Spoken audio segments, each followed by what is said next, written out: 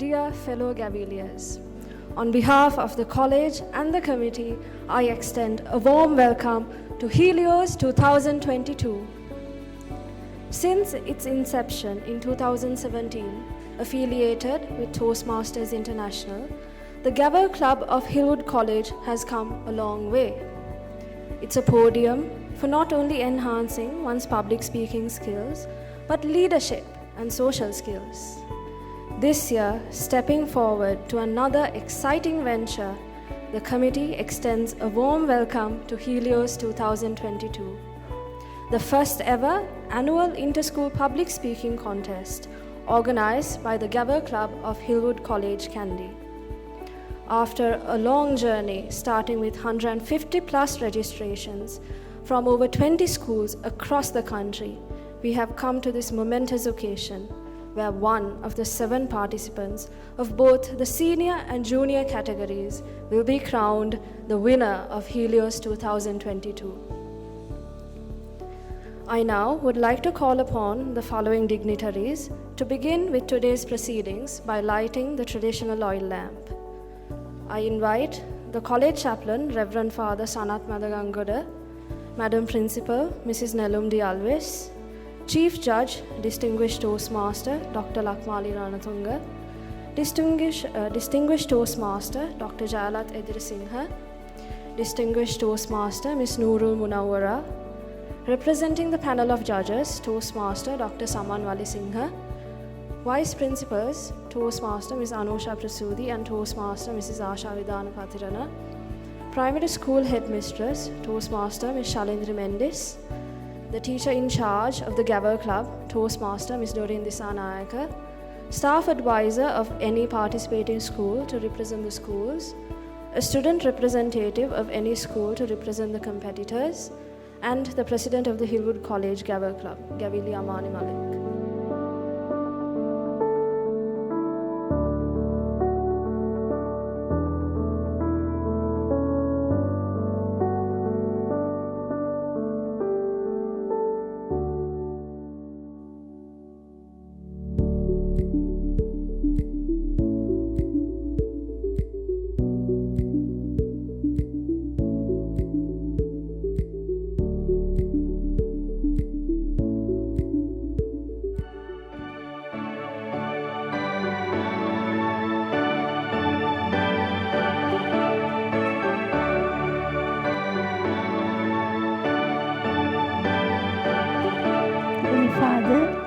We praise and thank you for this lovely day and the lovely moment, oh Father. We have come so far, Father, with all your blessings, oh Lord. Your grace is sufficient for everything. Be with all these contestants today. Give them courage and your blessings, oh Father. Everything upon them to showcase their talents. This is merely to praise your name, oh Father. We ask all this in the mighty name of Jesus. Amen. I call upon the president of the Hillwood College Gavel Club, Gavilia Amani Malik, to deliver her welcome address. A very good morning. To begin, I would like to share a verse from the Holy Bible. Let your speech always be gracious, seasoned with salt, so that you may know how to ought to answer. Chapter 4, verse 6. College Chaplain, Reverend Sanath Madagangoda, Honorable Chief Judge, Distinguished Toastmaster, Dr. Lakmali Ranatunga, Madam Principal, Mrs. Nelum D. Alves, Distinguished Toastmaster, Mrs. Noorul Munawwara, Toastmaster, Mr. Lenin Premalal, Toastmaster, Mr. Kavindu Walisinghe, Vice Principals, Mrs. Asha Vidana Patirana and Mrs. Anusha Prasudi, Primary School Headmistress, Mrs. Shalindri Mendis, Staff Advisors of invited schools, Student Coordinators and competitors of the invited schools, Teachers in charge, Mrs. Doreen Disanayaka, Mrs. Lakmali Veerasinghe, Mrs. Priyani Gunaratna and Mrs. Christina Abesinghe, and my fellow Gaviliers. It is with great honor that I cordially welcome you all to the grand finale of Helios 2022. The Gavel Club of Hillwood College is one that formed back in the 2017, and ever since, we have been growing tremendously. The Gaveliers have always taken pride in the art of public speaking. By joining the Gavel Club, our Gaveliers are able to groom themselves towards presentable young individuals in speech, with an audience who is there to learn from each other and not judge one another. We learn to take up risks and overcome them in the best way possible.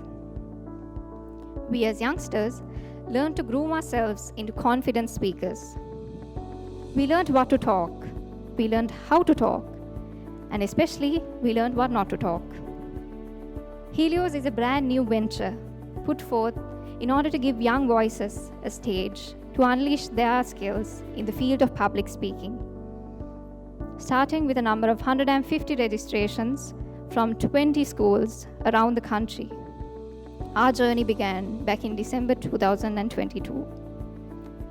Ever since, we have been able to conduct a wonderful workshop and hold the semis via Zoom and leaving the best for the last. After a long and exciting journey, we are glad to bring out the grand finale here at Hillwood College Kandy.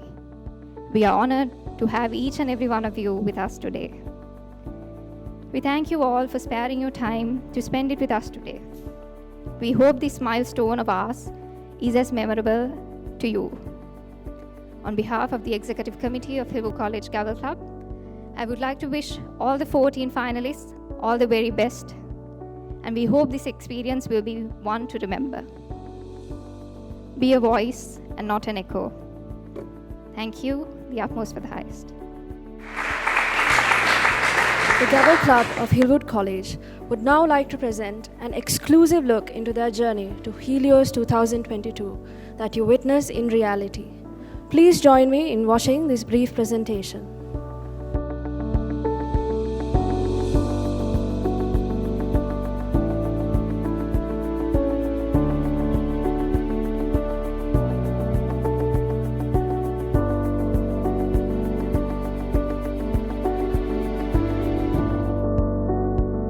To commence the first segment of today's event, I would like to hand over the proceedings to the Master of Ceremony, Gavelier Sanaya Dayaratna. Gavelier Sanaya, over to you. Thank you, Shonali. Good morning, ladies and gentlemen. I'm Gavelier Sanaya Dayaratna, and I'm the Master of Ceremony. As mentioned earlier, since its inception in 2017, the Gavel Club of Hillwood College has successfully completed nearly a decade of richness and splendor. Helios is a brand new venture put forward to give young voices a platform to unleash their public speaking skills.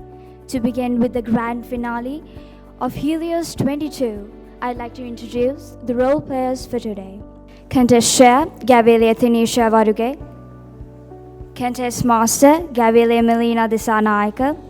The timers, Gavelier Dinulea Bekon, Gavelier Neha Shanas, and the interviewer for the day, Gavelier Sanitma Jaisurya. To continue the proceedings, I'll be handing it over to Gavelier Thinisha Varuge. Over to you, Gavelier Thinisha. A very good morning to all. Welcome to all Toastmasters, guests, and contestants to Helios 22. A few housekeeping rules before we proceed. All electronic devices such as pagers or cell phones should be placed on silent mode or turned off entirely. No flash photography of the contestants during the contest is allowed. There will be photo opportunities later during the contestant interviews. Once the contest has begun, all doors must be secured.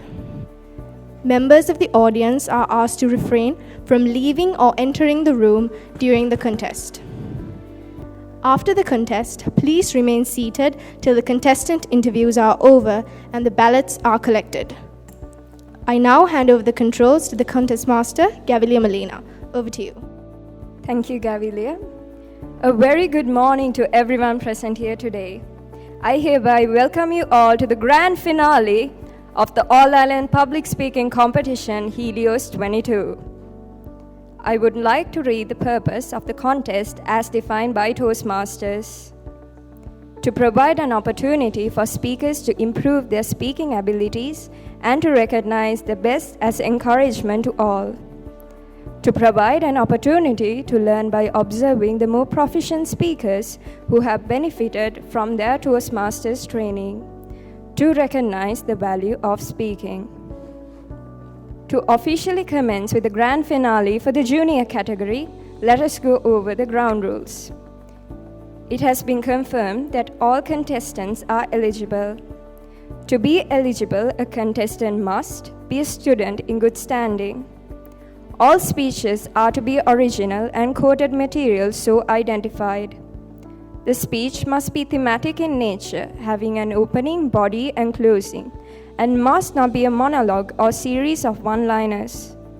Contestants must be present when their name is announced. Please note that no one will be allowed in or out of the room once the contest has begun until the last speaker has spoken. The time of the speech for the junior categories is to be 4 to 6 minutes. Any speaker speaking less than 3 minutes 30 seconds or more than 6 minutes 30 seconds will be disqualified. Also, do note that the contestant must start his or her speech once the starting bell is rung, followed by the countdown. The timing starts with the first word uttered or when the speaker uses any form of gesture, smile, or nonverbal communication to the audience. Any contestant who speaks for less than 3 minutes or more than 6 minutes and 30 seconds will be disqualified. Judges have been instructed not to consider time in their ranking of the speakers. There will be 1 minute of silence between speakers so that judges may mark their ballots. At the end of the contest, all are to remain silent until the chief judge or telecounters have collected the judges' ballot sheets. Announcement of the contest winners are final unless the list of winners are announced incorrectly, in which case the chief judge, ballot counters, or timers are permitted to immediately interrupt to correct the error. I will now read out the names of the juniors. I request you to please hold your applause till all the names have been read out. The order of the contestants were randomly selected by a draw of numbers before the starting of this session and is as follows. Contestants of the junior category. Contestant number 1, Arkam bin Hussain. Contestant number 2, Dahamdi Jayavira. Contestant number 3, Dulnita Senindu. Contestant number 4, Kevan Pereira. Contestant number 5, Nevin Vanyarachi. Contestant number 6, Nikita Pereira. Contestant number 7, Yusuf Hasari. Chief Judge, may I have a confirmation if you are ready? Ladies and gentlemen, contestants, are you ready? Contestants, also do note that you can only start your speech once the starting bell has rung, which will be then start your speech countdown. I would now like to introduce the contestants in the order they have drawn. Contestant number 1, Arkam bin Hussain. The not, Arkam bin Hussain. Yes, I am aware. And that's a problem. You see, a young gentleman walked on stage to tell you something life-changing. Only thing is, you didn't see him. All you saw was this. So let me try to get your attention. You saw the hat, but did you see anything else? Anyone? My socks are actually mismatched. Contest chair, judges, cavaliers. I'm a person who likes to keep his problems to himself. So a few years ago, when a guy in my class started picking on me, I first decided to not do anything about it. I laughed along and thought that this would all be over by the next day. To put it simply, it wasn't. But I stayed patient and waited first for days, then for weeks while he was continuously bullying me until I thought, you know what? I need to do something about this problem. So what did I do? Being a person who likes to keep his problems to himself, I ignored him. And it was a complete failure. Nope, straight up. Then, admitting to myself that I couldn't sort out this problem alone, I loosened up my normal habit and got help, but kept it within the school and told the teacher about it. The teacher confronted the bully, and the problem still wasn't solved. He went right back to it. By now, this problem had been going on for months, and I was losing patience and options. Trying to go the peaceful way, I decided to finally open out to my parents. And guess what amazing, life-changing advice they had for me? They told me to ignore him and tell a teacher about it. My final peaceful option, gone. And by now, this problem was affecting my reputation in school. And the only option I had was a fight to just let my rage out. But the only issue, other than possibly getting suspended or even being expelled, was that I wasn't angry anymore. I was just depressed. It was in the middle of this problem that, as if by destiny, I was recommended a video about something called the Gordian knot. So the Gordian knot is a legend about a king who dedicates his ox cart to the god Zeus by tying it to a post with the most complicated knot you had ever seen. You know how your earphone wires get tangled up in your pocket? Imagine that, but 1,000 times worse. It was later declared by an oracle that whoever untied this knot would rule all of Asia. Many people throughout the centuries tried and failed to do so until one fateful day. A young boy who would become known as Alexander the Great was given this problem. He examined the knot and took a different course of action. Alexander drew out his sword and slashed the knot in two. My problem was a lot like this knot. It was complicated, messy, and no solution really seemed to work. But seeing how Alexander solved his problems inspired me to give this another shot. So, having this in mind, the next day I went to school and I made sure to sit right next to him. Right next to the guy I was almost going to fight with. My plan was to become a close friend of his. And the result? It actually worked. We laughed together, learned together, and I brought him to the point where he never made fun of me again. To this day, we're both very good friends. I don't get bullied, and he doesn't bully anybody else. Alexander was told to untie the knot, but he never did. He simply found a different way to achieve the same result. I wanted to retaliate against my bully to scare him into stopping, but I never did that either. I simply found a different way to stop him from bullying me. Ladies and gentlemen, the solution may not be right in front of you. You may not even see it at first sight. But when you look close, you'll realize that there's always another way to look at a problem. Whether you're getting bullied, having financial issues, or even when things are not moving the way you want it to, there is always more than one perspective. So, dear audience, look around. Be positive, and you too will untie the knots that life throws at you. Thank you. Could we please have 1 minute for the judges to fill out their ballots? Contestant number 2, the Hamdi Jayavira. Beyond the books, beyond the books, the Hamdi Jayavira.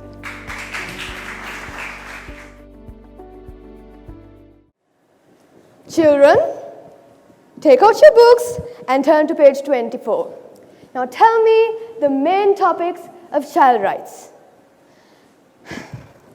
Non-discrimination, privacy, protection from harm, love, security. Good morning, Contestia. honorable panel of judges, and my dear lovely Cavaliers. Don't we just get bored when the teachers keep reading and reading and reading and reading and it never ends? And it feels like that small 40-minute period seems like to never end? Yeah, I get your feeling. But you can't explain it, It's just, you see, we're all in this vicious cycle of memorizing 12 plus subjects, 500 plus pages, by heart, by heart, by heart. Yet nothing comes to practice in reality. Can children voice their rights? Can a child say, "Teacher, I don't understand this. Can you please explain it in a simple manner?" Or, "Teacher, I'm so tired today. Can we please just discuss something instead of writing?"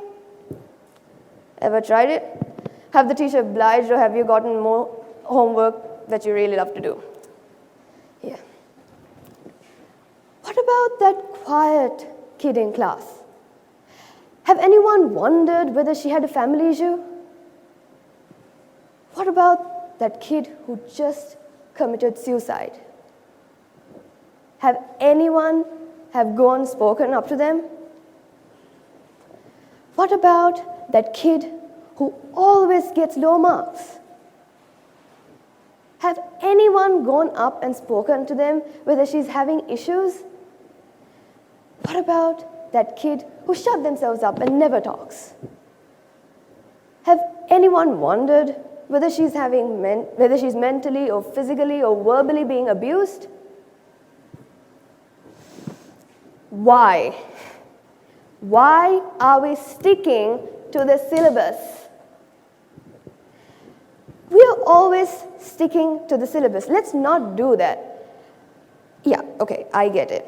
We have to do our studies. We have to cover up our exams. We have to get to a level in the society that we have to live in. But when are we going to give the opportunity for children to voice their rights? When are we going to give them an opportunity to tell their opinions? Yeah. Practicality. We all need practicality. Practicals, that's what you need. You have to do things, you have to experiment things, you have to feel things. Yes. Okay, now I get. It's hard for your ideas to work, but then if you put your hard work and effort into all of your work, it will never be wasted. Believe me, it will never, ever be wasted. Now, if Walt Disney quit his idea of making Disneylands after he was trashed 302 times, will we have Disneylands? If Thomas Alva Edison stopped making the light bulb after he was failed 9,999 times, will we have light? If J.K. Rowling stopped writing Harry Potter after she was rejected so many times by the publishers, will we have a thing called Harry Potter? Okay, no. No Potterheads, no nothing. You see, the difference between them was they believed in what they did. They were confident in what they did. And they tried to show the world that they will never, ever, ever give up. And they did it, right? And as Nelson Mandela once said, we can make a difference to the world. But it is in our hands to do it. Now let's stop doing the same thing on and on again and again and again and again. And let's start doing something different, which is better for all of us and our future generations. Think out of the box. Go beyond the books. Over to you. Contestant number 3, Dulnita Senindu. Do you know who you are? Do you know who you are, Dulnita Senindu?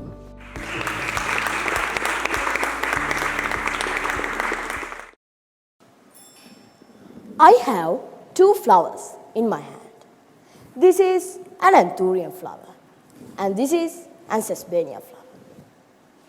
Both of these are flowers, aren't they? But do they look alike? Or their purpose? Is it the same? No. Have you ever seen a person eating an anthurium flower? Or a person using a sesbania flower to decorate his house or to put in flower vases? No. These two flowers have different purposes. Anthurium is used as a decoration, and sesbania is used as a food. We all know about flowers. We all do. I don't think there's no one who don't know about flowers. So let's keep this away. My question is, do you know about you? Do you know who you are? Dear contest chair, ladies and gentlemen, finding who you are is something very important, and it is something very hard. I was a person who worked without knowing who I am. After I passed my scholarship exam, I went to a big school. There were many clubs, there were many sports, and I was so amazed. One day, I saw my friends standing in a long queue. I was so confused. I asked, "Hey guys, are you staying for petrol or something?" Then they say, No, we are joining cricket. It's the best club in our school." So I thought, I passed my scholarship exam. I was the best student in my past school. I have good marks. If they can play cricket, why can't I? So I joined cricket. I spent such a huge lot of money on buying the best things. If you come to my home, you could hear I am shouting, "Mom, this is not the best bat. I need the best one. Bring it to me." So I spent such a huge lot of money, practice cutting my classes, cutting my school periods. So there was this selection. Now I'm ready. I feel just like a fire. Now I'm ready. I know I can do this. So now I have the bat. Okay, I can hit this. The ball is coming. Okay, see. I shouted because I could not bear my happiness. But when I look around, no one is clapping. No one is cheering. They're just laughing, looking at me. I was so confused. Then I looked behind me. Oh my God. All 3 stumps has been broken. I felt like the sky had fallen over me. After that, I joined to many clubs, I joined to many sports, but what I got is losing. One day, a beautiful post saying, "Do you want to learn public speaking? Gravel club." Gravel club? Public speaking? What is it? I don't know. But I thought, I'll go to this as well. And when I'm going, my friends told me, "Oh, hey, look guys, there's Dhulit is going to be a public speaker. Okay, he can talk about himself best. Let's see." They laughed at me. But I joined. After a week or 2, there was a competition. I went there, delivered a speech, and came home. After a month, the results were announced. Surprise! Dhulit, the newcomer to the school, is the winner? I could not believe it. After that, my friends, I found that I could speak really well. After that, I stopped doing cricket or other things that I am really bad at, that I knew that I would never be good at. And I started practicing public speaking. I continued as a Gavalier. I joined the broadcast unit and the debating society of my school because I knew what I could do is speaking. And I knew through speaking, I could give a message to a whole crowd, to the society. And that is what I'm good at. So I chose it. I found who I am. So I invite you all, find who you are. We must all remember that each and every one of us have a special quality. And it seems it has been always hiding inside us. We sometimes don't know what is it. And what is worth, my friend, is finding it. Just finding it won't do any good for you. You must develop it and use it for your future. Then you will be happy and you will be successful and you will be great. So now, do you know who you are? Contestia, over to you. Contestant number 4, Kevan Pereira. Waffles with blueberry sauce. Waffles with blueberry sauce, Kevan Pereira. Have you ever felt that you were an important person at some point of your life? When you became the champion in a sport you played? When you got the best exam results? Or when you hit a 6 and bring victory to your team? You were met with cheers. You were applauded. You got everyone's attention. Weren't you happy and proud of yourself? My dear judges and my good-looking cavaliers, I was in grade 5 in 2021. I achieved the second best results for Royal College at the scholarship exam. Everyone came and wished me. My friends, family, teachers were all full of praise. I felt that I was a very important person. I even started walking a little differently at home, with a bit of a swagger, especially in front of my little sister. Now, put your hands up if you have a sister who annoys you from the moment she wakes up. Believe me, I know the feeling. So my 5-year-old sister went and told my mom, "What's wrong with Ayya? He is walking funny. I think he needs to go to the bathroom." I immediately began walking like before. In my new grade 6 class, I met new friends who came to our school from the scholarship exam. There was a very quiet boy called Nikesh. He was extremely quiet and always stayed alone. Sometimes I wondered how he can stay without talking a single word. Very unlike me. I even talk with furniture when nobody is around. So one day, Nikesh noticed my breakfast and asked what it was. I said it was waffles with blueberry sauce. I shared a piece with him and he loved it.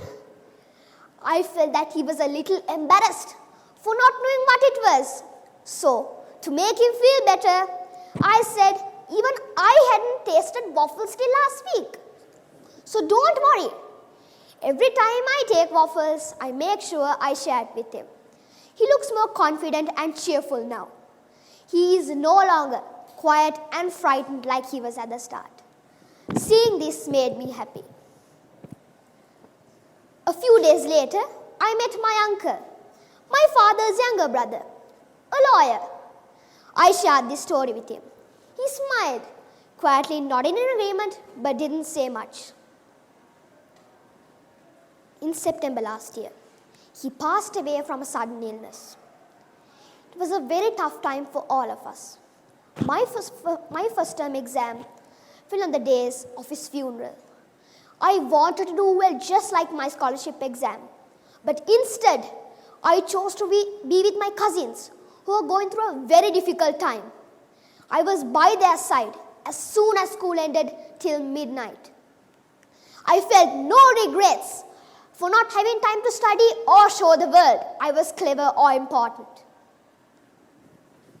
At the funeral, I overheard people say what an important person my uncle was, in the Old Boys Union and in different committees.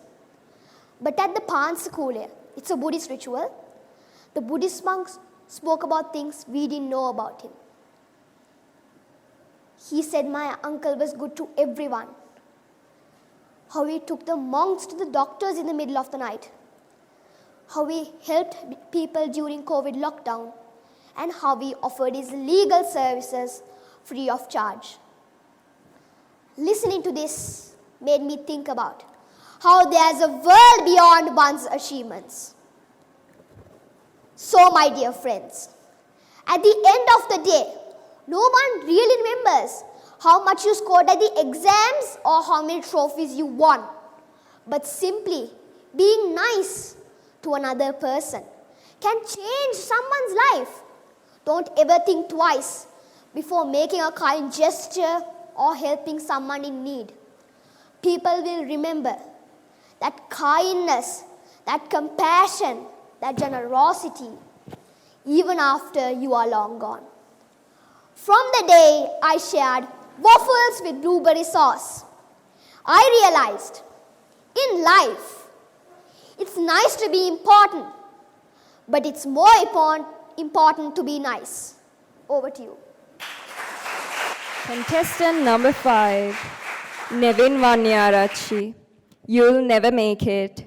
You'll never make it, Nevin Vanyarachi. You will never make it. Those words hurt you inside. See, words have the power to make or break someone, to change an entire timeline, to change the course of someone's entire life. And the words, "you'll never make it," make you feel empty and broken inside. Just like when your mom says you can't have any more candy. Contest chair, honorable judges, and everyone watching. Growing up, believe it or not, I was quite shy. I wasn't about being confident and being on stage, and I certainly wasn't about having 1,000 people watch me run around on a stage. But there came moments where I couldn't avoid being on stage. One day, we had an English Day drama, and everyone was told compulsory to be there, forced. And I had the option of either being the main role or a background character. And you best believe I chose to be that background character. For the entirety of that show, I was a proud potato. But a few months after that, something that changed me and my entire life for the rest of my life happened. We were having a grade 2 concert. And one student out of 500 students from the entire grade was going to be chosen to give the grand welcome speech. And when it was my time to audition, people I knew from my class said, "Nevin, you will never make it. You're the shyest person I know. I can't imagine you doing a speech. You will never, ever make it." But guess what?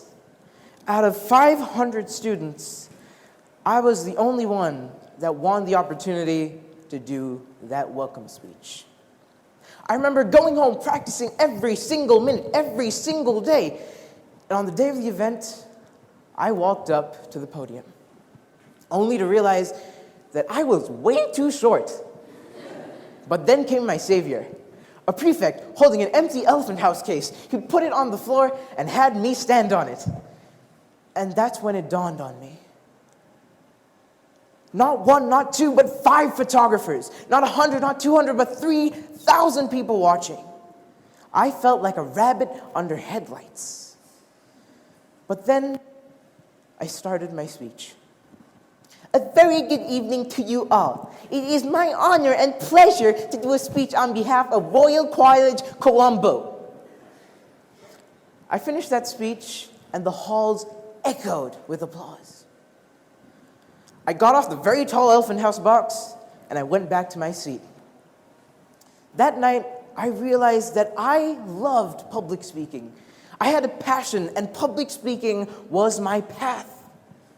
Something I never thought would ever be a part of my life, now one of the most essential things. You see, I had a passion.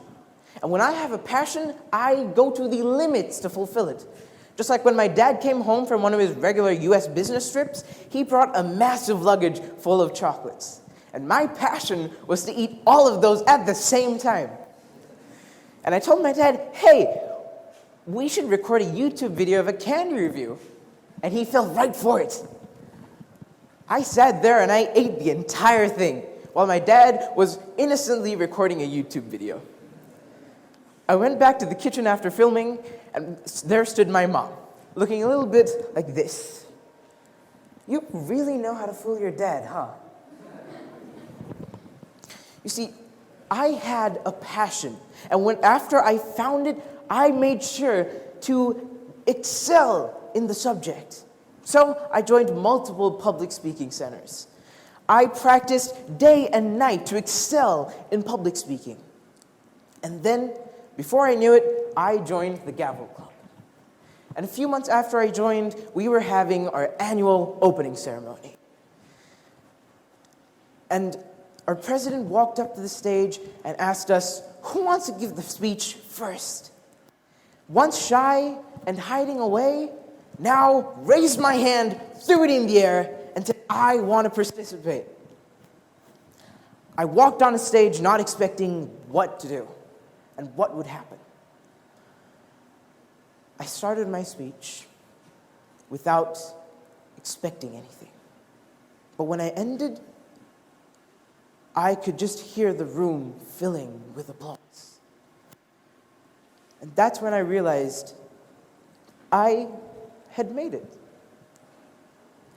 You see, in life, people tell you, you will never make it. No matter how much you try, there's people that will tell you, hey, who do you think you are to do this? People that are supposed to see something in you, don't. There will always be people that tell you, there's no way. But use that as motivation to prove them wrong. The only thing stopping you from achieving greatness is yourself. And the reason people say that you can't do it is because they are scared, because they know that you are better than them. See, you are a unique DNA. You are 1 in 400 trillion. So don't let your greatness and potential die down and take itself to the grave. Because you are unique, and you have the potential. So to everyone that said, Nevin, you'll never make it, let me tell you a little bit about myself. When I set my mind to something, and when I intend to do something, I will go to the maximum limits to make it happen. And I never give up. Contest chair. Contestant number 6, Nikita Pereira. Before it's too late. Before it's too late, Nikita Pereira. Now, it's 11:40. What will happen to me in the next few minutes? What will happen to you in the next few minutes? Respective panel of judges and my dear fellow mates. 8 years ago, I was 6 years old. Only me, mom, dad, and my aunt lived with us. One day, when we go back to our home from school,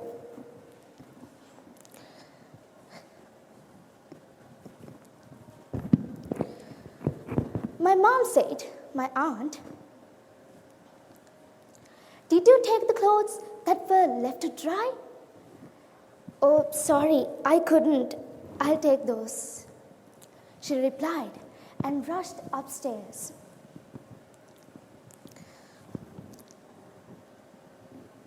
Now, a little fact about 6-year-old me. I was hyperactive and silly. So, the little hyperactive, silly scientist in me always tried hard experiments. So I wanted to follow my aunt. I wore my slippers. My mom was washing my brother. She heard me wearing slippers. She told, "Darling, don't climb the staircase." She said it 2-3 times. I had no idea that was changing my fate because of my silly decision. I said, "Okay, mommy," and screamed towards the staircase. I climbed one stair. It was boring. So I decided to jump over it. I did it. Elated by my success, I thought to jump over. Third, fifth, and up to down. Try. One day you can fly. That saying came to my mind, and I took a deep breath and jumped over the 10 steps. I hit my head on a big piece of iron. Everything seemed blurry to me. I screamed so loud. My mom reached me faster than Wonder Woman. My aunt dropped all the clothes and rushed towards me. My mom picked me up and said, I told you not to climb the staircase. Why don't you listen to me? Then my aunt touched my ear and said, her ear is bleeding. I was immediately taken to the hospital, and the doctor kept his hand over here and said, darling, tap my hand using your head. So I tapped. Doctor said, something is not right. We should do a CT scan. Following the CT scan, doctor revealed the results, and it landed like a bombshell on my mom. Her head is cracked, and there's a blood clot in her head. If we couldn't do the CT scan, she would have died. My mom's legs gave away and fell down crying.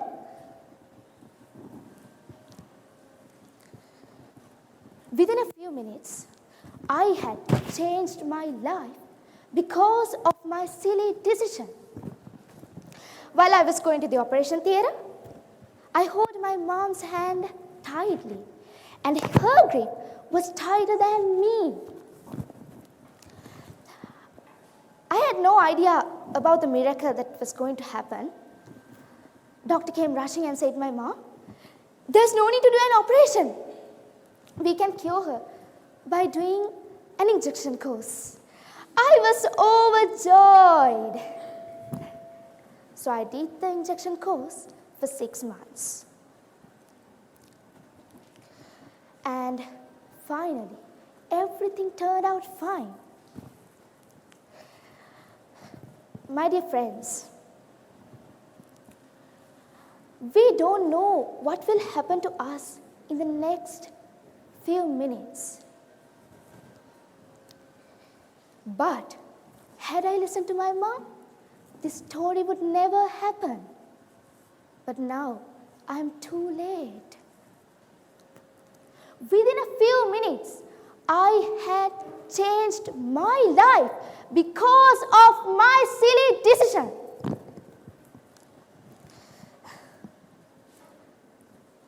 What will happen to you in the next few minutes? It's your choice. But remember, you can prevent some stories if you take the right decision at the right time in the right place. Over to you. Contestant number 7, Yusuf Hazari. Choose kind. Choose kind, Yusuf Hazari. Henry James, an American writer, once said, 3 things in life are important. The first, to be kind.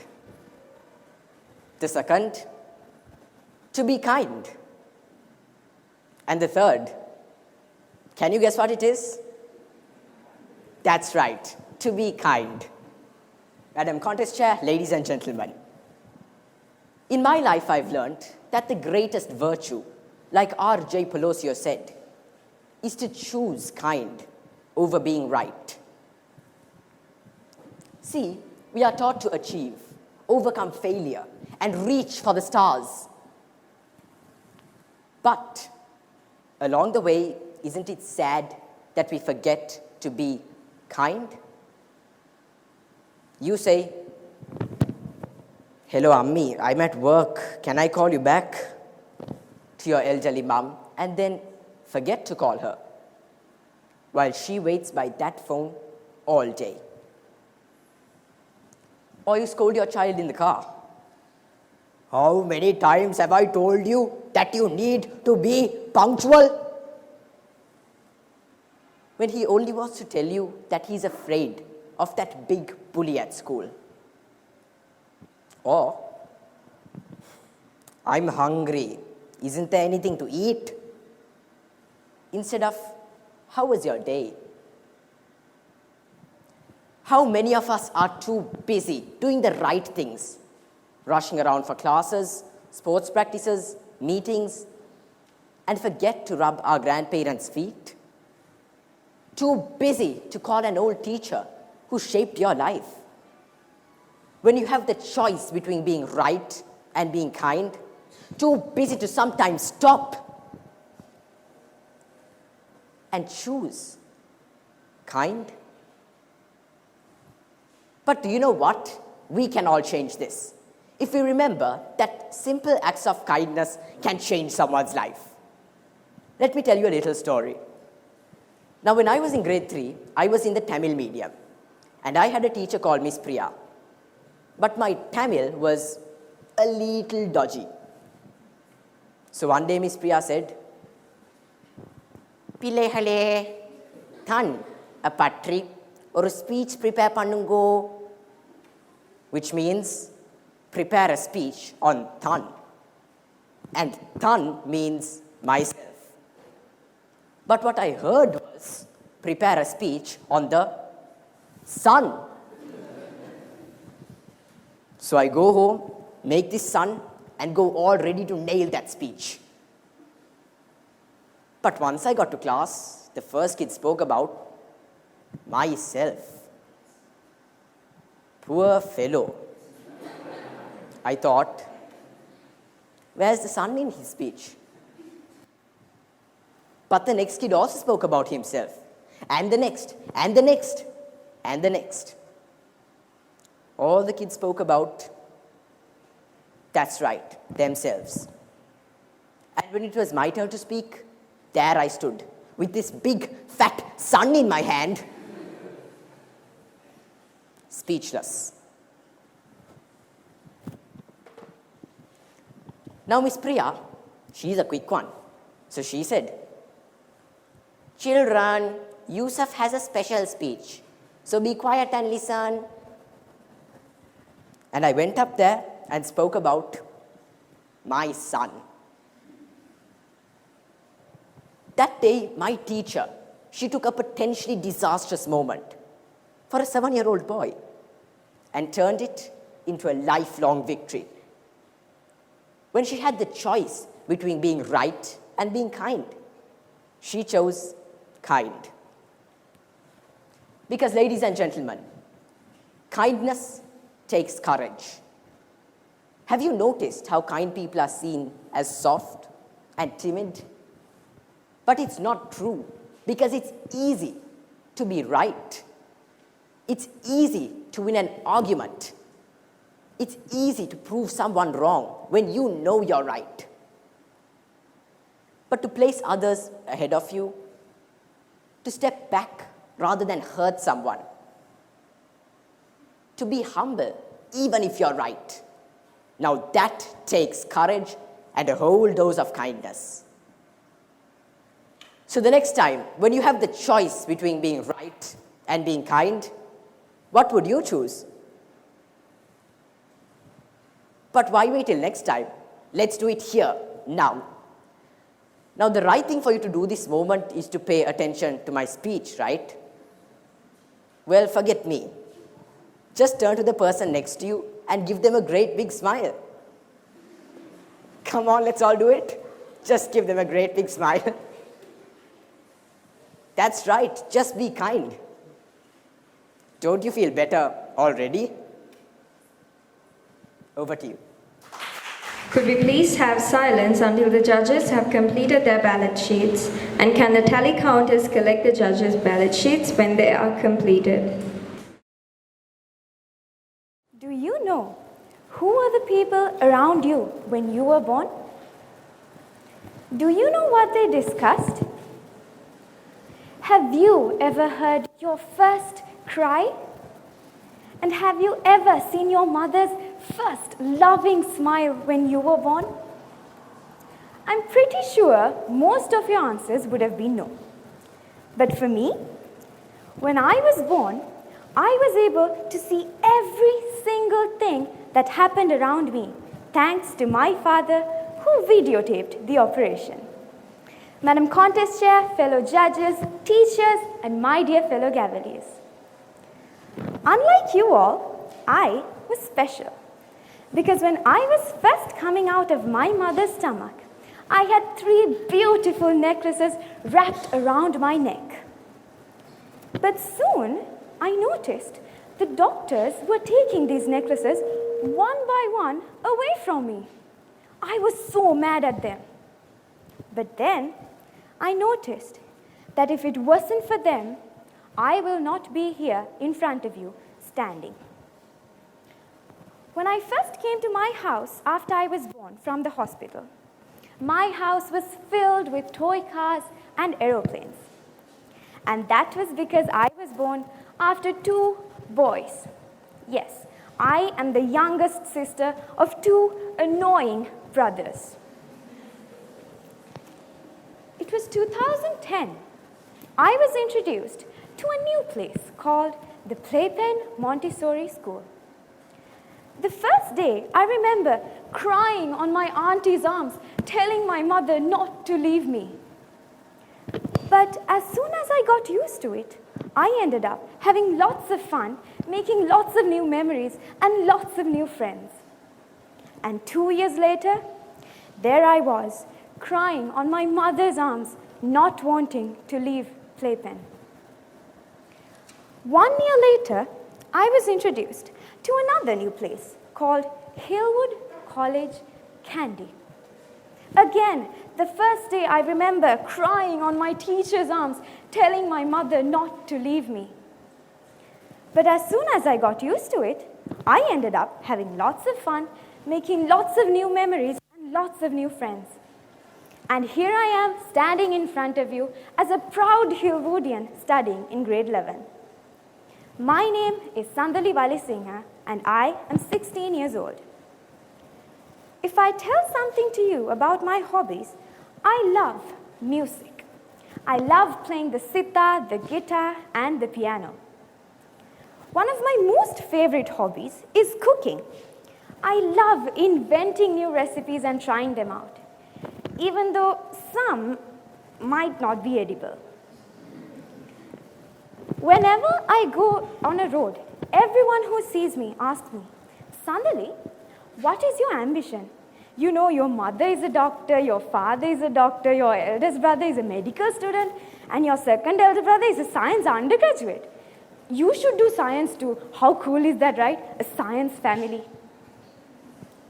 I went to my mother and asked, Ammi, do I have to do science because you all did science?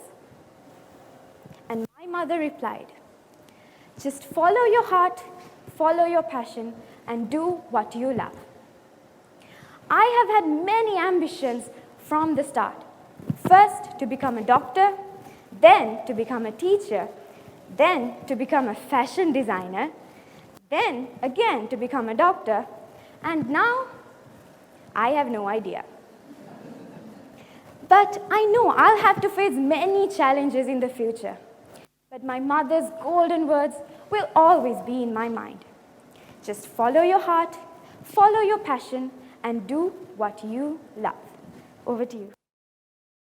Many years back, I was sitting for an examination. Generally for me, examination is very simple. If they give me questions that I don't know, I give them back answers that they don't know. But it's different this time. I wasn't prepared at all.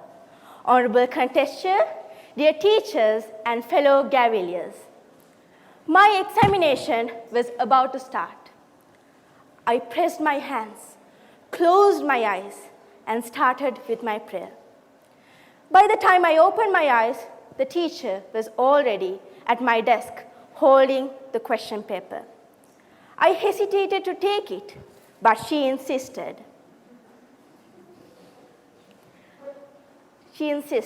After that, I looked at the teacher with pleading eyes, but not even a smile on her face. The question paper was on my desk. I picked it up, scanned at the first page, half an eye open. Turned to the second page and scanned it with both my eyes open.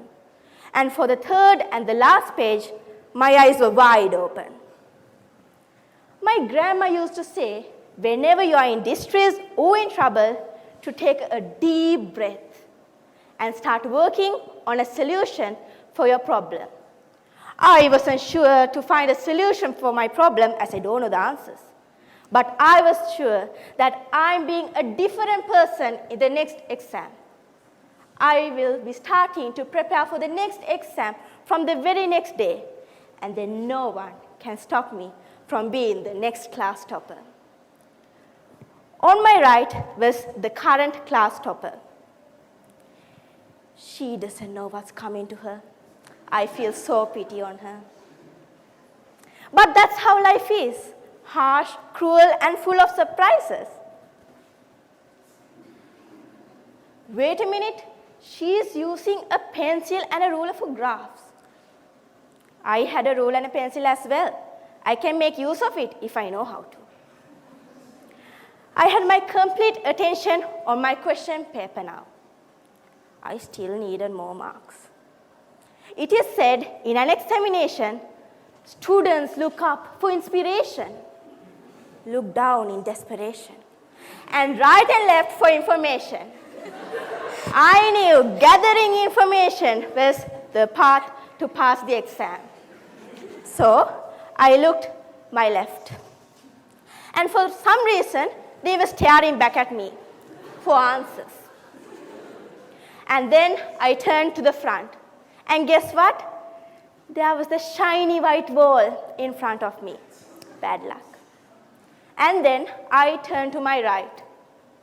And the class topper was also staring back at me. I quickly turned my paper and asked, question 2 in part 3. But she was still looking at me and went on writing, completely ignoring me. And then I tend to realize that the teacher was right behind me. The results were announced the other day. I went straight to the teacher and pointed out that my answer that teacher thought wrong was correct in my point of view. She said, Putta, it's not right. And I said, teacher, if it's not right, turn left. Dear friends, out of many valuable lessons I learned from that examination, one such lesson is that we can always prepare ourselves beforehand, proactively, before any test, either in an examination or in real life. So if it's not right, turn over to you. Thank you, Gaviria Sethini. It was a wonderful, humorous speech, and I'm pretty sure most of us can relate to it. So once again, I'd like to thank Gaviria Sandali and Gaviria Sethini for enlightening us with such heartfelt and amusing speeches. You are indeed our pride. The senior category finals will commence shortly. They have been the ambassadors of our unique and rich culture to many countries, displaying the finest of art in traditional dance. We present to you a masterfully choreographed and gracefully performed dancing item showcasing the multi-ethnic beauty of the Sri Lankan hill country. Please give a big round of applause to the Kandy dance troupe of Hillwood College.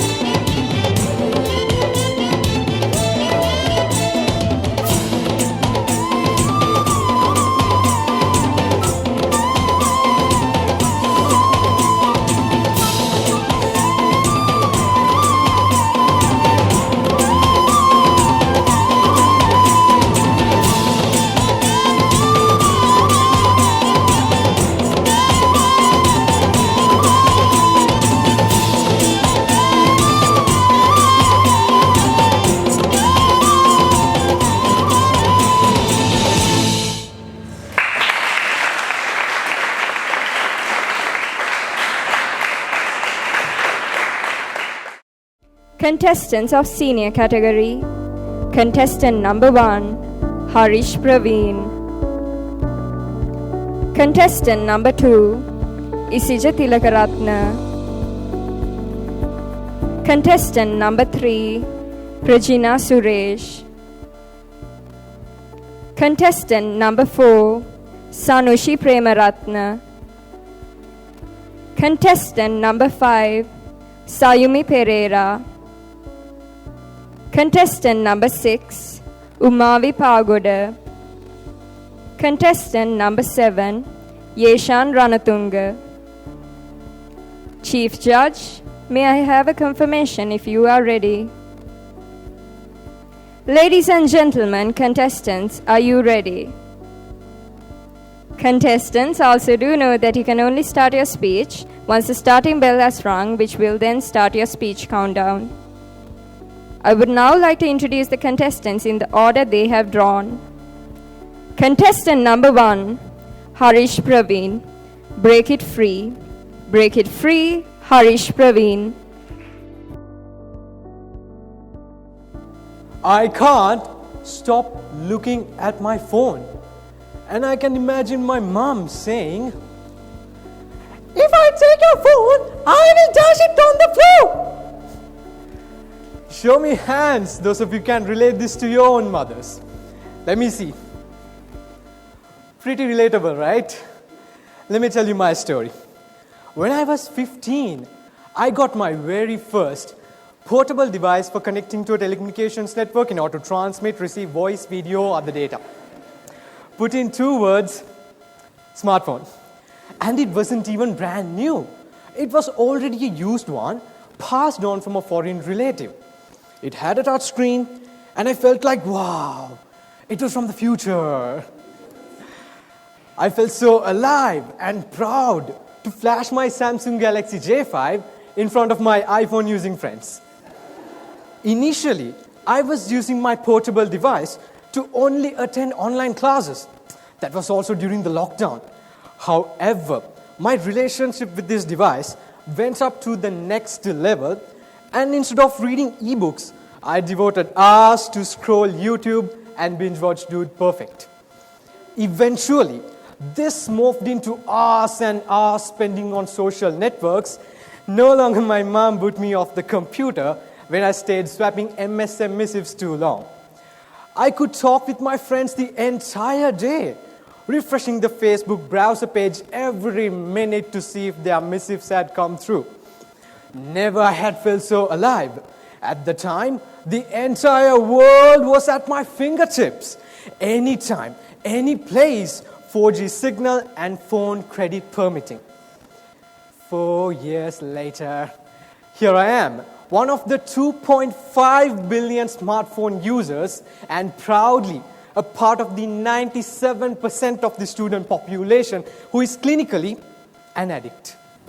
I was constantly discouraged by the fact that it became seemingly hard to get out of this addiction. When I was at school, I had to complete 2 huge assignments along with a project in robotics within 2 weeks. And I knew I had to get this hard thing done. But then, who cares, right? I'll just end up leaning over to my phone and opening up TikTok just to find something, anything, that is going to entertain me or make me laugh. Proudly speaking, I was an addict. Hopefully, I completed my assignment over the course of 2.5 weeks after requesting extra duration. What do you think my score was? It was just 32%. 30 what? But why? I was asking myself. And after really looking into my habits and how I work and analyzing them, I came to the conclusion. It was the content. It was the content consumption that is the root of the problem. And that is what's ruining me and most of us. Let me explain. You see, the addiction actually begins with basic contents just like video games. Show me hands, those of you love to play Candy Crush. Let me see. As we play this game, we achieve small goals, causing our brains to be rewarded with little bursts of dopamine, aka the pleasure hormone. And you are rewarded with new content. This novelty also gives little bursts of dopamine and eventually creates a loop known as the compulsion loop, which just happens to be the same loop responsible for the behaviors associated with nicotine and cocaine. And here's where your addiction starts to kick in. And this is also the point I heard my mom say, "You are addicted to your phone." I heard my dad say, "You are always with your phone." And I've also heard the famous BBC news presenter Jane Hill saying in the TV, "There is a new app that aims to curb phone addiction." And let me also share this important fact with you, my dear friends. Okay, there's a subconscious reaction we have to the device when we use them. What if I were to hold my phone while I'm talking to you? I'm not checking it, it's not buzzing, it's not beeping, I'm just holding it. Do you feel at this moment that you are the most important thing to me? No, you do not, because there's a subconscious reaction we have to the device. When it is out, it makes the people around us feel that they are less important. You can tell how addicted we are when you are with someone and they pull their phone out. How uncomfortable does that make us feel? You are walking down the street with someone, they pull their phone out, we feel stupid. So what do? We pull our phones out too. Ladies and gentlemen, digital distraction. How many people feel like your mind is so distracted that you can't focus on one thing anymore. If we wake up in the morning and check our phones, even before we say good morning to our boyfriend, girlfriend, or parents, there's a problem we must overcome as soon as possible. I include myself too. Let's get over this together. Let's prepare our minds to overcome this addiction, and let's conquer our dreams. Facebook isn't going anywhere. Instagram will still be here even the next weekend. Let's use the time we are spending on this glowing screen to accomplish some tasks. The next time we encounter distraction, beep beep, let's take it out and let's throw it away. As you can see, the distractions are in pieces now. Right? You cannot become the next version of yourself. You cannot experience a higher quality of life unless you sacrifice and surrender things like this. Ladies and gentlemen, it's time for the next version of yourself. So, are you ready to break your phone addictions? Are you ready to break it free? Yes. Don't break your phones. Contestant. Contestant number 2, Isija Tilakaratna. Community or classroom?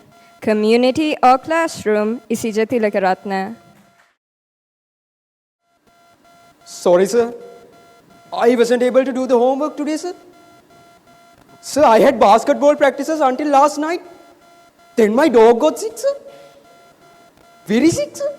No, sir. I'm not lying. Okay, sir. Thank you, sir. Respected judges, dear contest chair, and fellow disgruntled students. What you saw right now was the most embarrassing moment of my life. What's the most disdainful memory you've ever had as a student? Oh, I see those emotions. As students, we go to school. And in school, our kingdom is the classroom. Sometimes, and most of the time for me, it's a rowdy gym where our friends can demonstrate how many push-ups they're able to do. 1, 2, 3.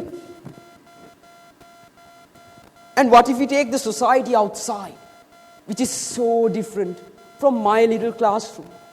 It's a big, busy place, spanning the whole globe.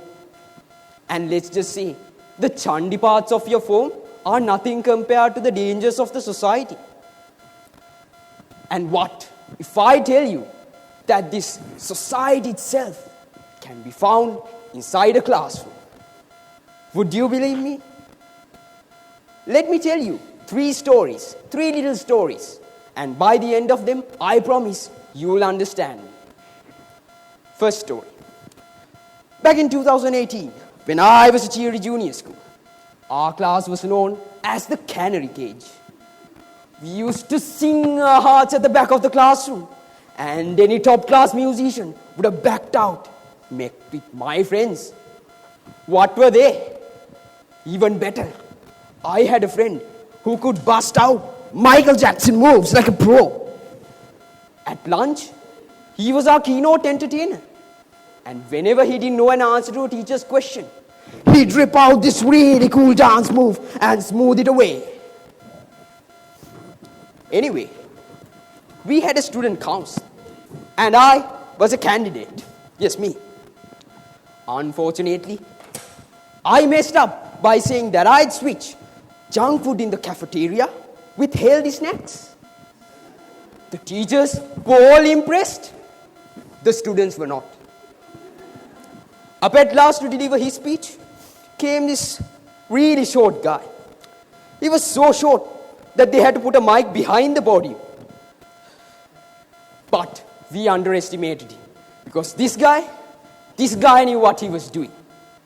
And within seconds, he announced that if he was elected, he'd start distributing packets of milk and buns. Guess who won the chair after all? But yet, the idea never passed. I don't think the staff liked it very much. By the end of that situation, I realized that even if your promises are fake, people will listen to you if they hear what they want to hear. That popularity gives you power. My friend would have made a nice politician. Second story. It was the beginning of this year, and we were separated out into our new class. Me, I found myself in an unfamiliar room, unfamiliar faces. Naturally, I was nervous. But in the middle of the first health education lesson itself, our master suddenly bursted out. Does anybody know what constipation is? I know, totally random. But we knew what constipation was and hope you do too. The thing was, we liked this master. It was one of those moments you could feel the invisible drum beaters from the side giving their all. And suddenly, almost magically, I raised a shaking hand. Me, who was dead edgy to converse. Me. The master turns, and I say what constipation is. Dead silence. Then applause fills the classroom, and he shakes my hand. That's one boy with a backbone. And that day, I was the hero of the class. I had actually told what constipation was. Ladies and gentlemen, moral of the story, that moment, that single moment my hand went up, I knew that some instances in life decide on pure grit and challenges faced while biting down on the tongue hard. Third and final story. What I learned. So many things I learned from school.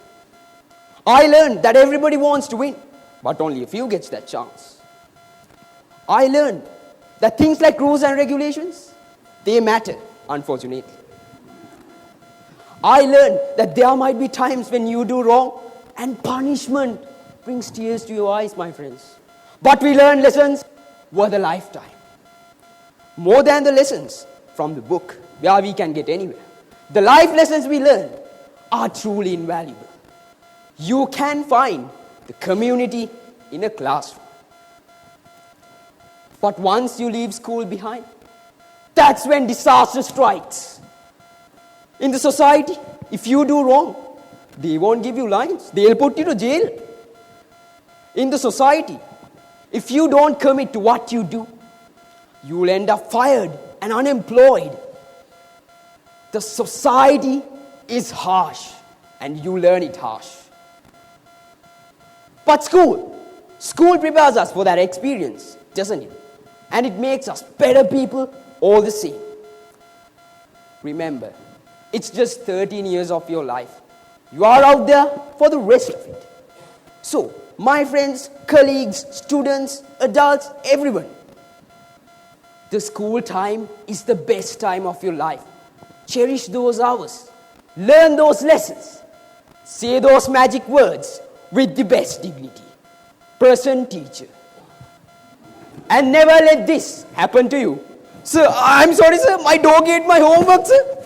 Over to you, contestant.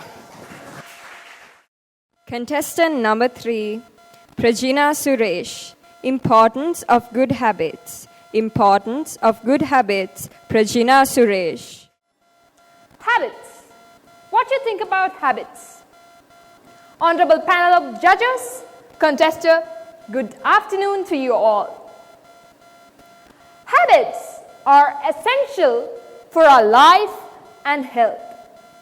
They can make or break our chances of achieving or maintaining our lifestyle goals, such as sticking to an eating plan, exercising regularly, and managing the medical conditions along with increasing quality of life and promoting longevity. Such habits significantly help the students to enhance their academic learning and skills. By developing good habits in their routines, students will observe positive changes. They will become healthier, more productive, and ultimately more successful. Habits are essential for making success in life. They are beneficial not only to the one who possesses them, but also to others as well. So, habits are very important to be successful in life. A person with good habits makes steady progress in their career, studies, personal life, and all. When we have practiced on things enough, we don't have to think about it. Then we can do other things, right? Habits take so little brain power. Also, they can free up your mind for other things like thinking about your important future goals or calling your mom on your drive home. There are some common good habits that we all should follow in our daily life. They are helping others, sharing love with others, managing the time, respect our elders, listening to everyone's opinions. Not only that, it is also a good habit to tell others when their opinions are wrong in a way that they can understand. Especially, skilled students should learn to respect their teachers, principal, and others as well. This will pave the way to live as a good citizen in the society. We have to follow good habits in our daily life because occasions may change in our lives, but habits never change. We have to work in various fields in our future. So, if we want to be worthy of praise at those fields, our habits will help us. We get the basis of our habits from the school where we learn. So, we have to use it properly and live as a citizen with good habits. What do you think about good habits? Do you have good habits? Yes, I think. So, we have to live as a good citizen, right? So, we have to follow good habits.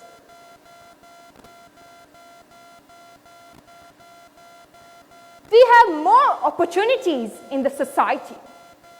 If we want to be great and successful in the society, our habits plays a very big role in our society.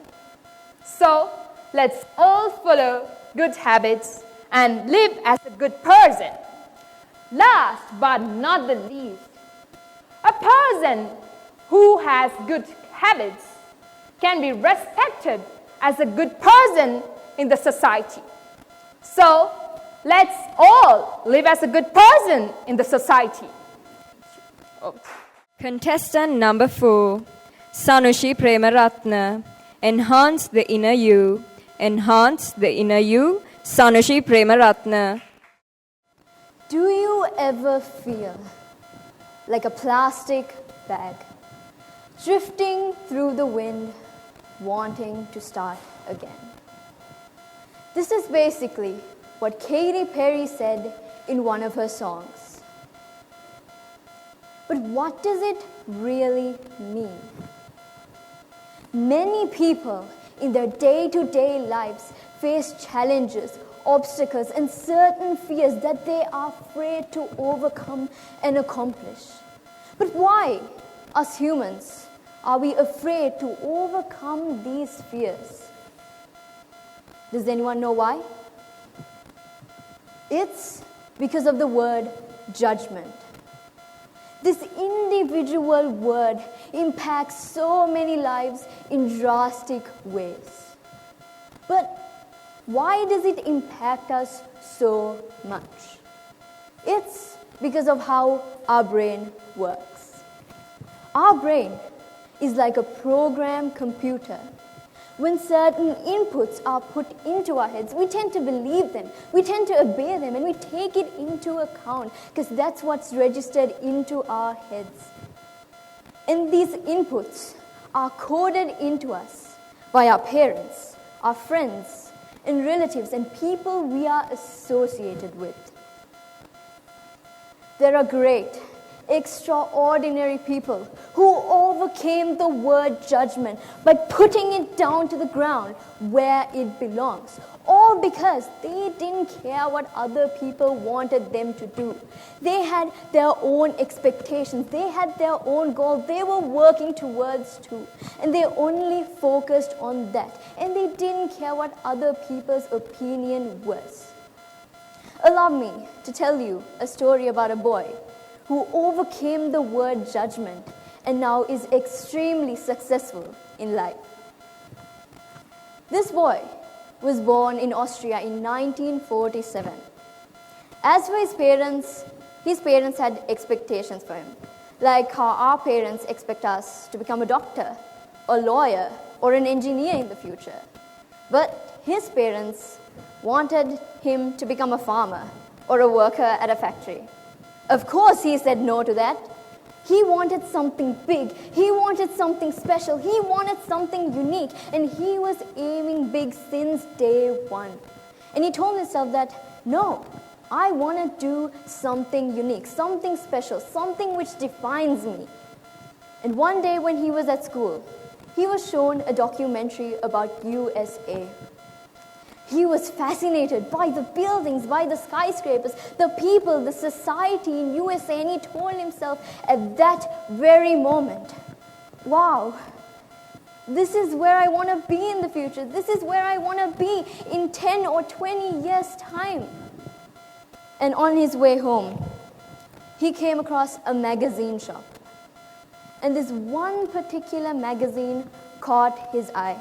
And he took that magazine into his arms and he said, whoa, this is the famous Ridge Park, the world-famous bodybuilder and the 3-time Mr. Universe.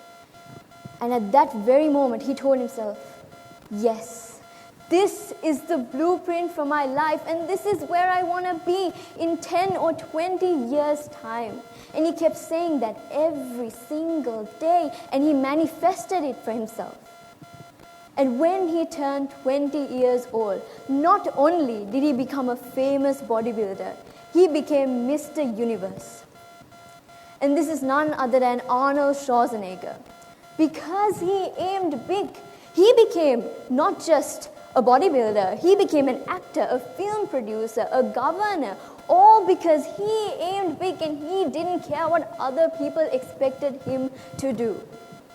So why don't we all start there? Let's take that as an example. The society tends to play mind games with us, and we tell ourselves we are not good enough, we're never going to be good enough, and we have to change ourselves in order to fit into society. Stop telling yourself that. After realizing that you're the only obstacle which is stopping you from reaching your greatest potential and enhancing your true self and discovering hidden talents, and people will be attracted to your vibe, your true self, and they will love you for who you are. So stop changing and make a change. So people will look up to you and say, wow, yes, that's who I want to be in the future. That's who I want to be. You are my role model. And I'm not just here to deliver a speech to each and every one of you.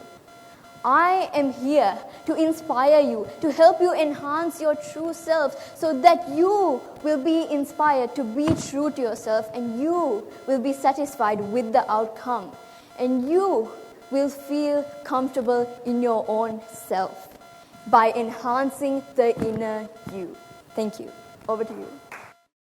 Contestant number 5, Sayumi Pereira.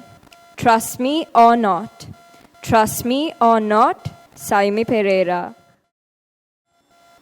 Did you know that each person speaks an average of 860.3 billion words throughout their entire lifetime, that's the equivalent of the entire text of the complete 20-volume Oxford English Dictionary if read over 14 times. But here's the thing. Can you really trust all those words someone might say to you? Can anyone else trust all those words you might say to them? Contest chair, Toastmasters, and fellow trustworthy audience. When was the last time you put your trust in someone, but later on realized, oh God, that was a mistake? Before that, why don't we have a little chat? So, what is trust? Well, according to Google, trust is to believe in the truth, the reliability, and ability of someone. But to me, it's something a little more than just that. Trust is special. Trust is unique. But most of all, trust is a gift. Only those who truly deserve it should ever receive it, as taking that gift for granted can cause a lot of damage. You see, growing up, I was such a naive kid. I was trusting all people for no reason. Saw a random guy at the supermarket. Yeah, I trusted him. A guy at the park. He kind of looks like my dad. Why not trust him too? A guy in a white van offers me sweets. Hell nah! Is the correct answer. But 8-year-old me would have just said, sure, why not? Sweets are expensive. You get the idea. I was trusting all the wrong people for all the wrong reasons, and as a consequence of that, trust issues were at an all-time high for 12-year-old me. But what I never really thought about much was whether I had ever been wrongfully trusted by someone else. Have you ever broken someone's trust? I once had this friend. We'll call her Lisa. Lisa and I were inseparable. And this one time, she told me, Sayo, I need to tell you a big secret. All right, I'm listening. Don't tell anyone. But I like eating ketchup and toast on its own. That's it. To me, it wasn't that big of a deal. I mean, sure, it was weird. Who eats ketchup and toast on its own? But really, it wasn't that serious. The next day rolls by, I'm back at school, and Lisa was absent. I was just chatting with everyone else when someone suddenly said, hey, you and Lisa are close, right? If you really are, tell us one of her secrets. Everyone else chimed in and agreed. So I said, well, apparently she really likes eating ketchup and toast on its own. Everyone laughed. So did I, because it was funny. Oh boy, did I make a mistake.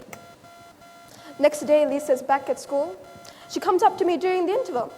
I greeted her like I always do. Hey, Lisa, how's it going? Why is everyone calling me Ketchup Girl? The only person I ever told about it to was you. Lisa, calm down. It's not that big of a deal. It's just ketchup and toast. Plus, it was funny. It might not be a big deal to you, Sayu, but it was to me. I should have never trusted you. If you couldn't tell already, we were only 8. Everyone was arguing over the silliest things ever, and I couldn't care less. But what I failed to see was that Lisa had given me a special gift that I took for granted. I tried apologizing to her later, but she never accepted it.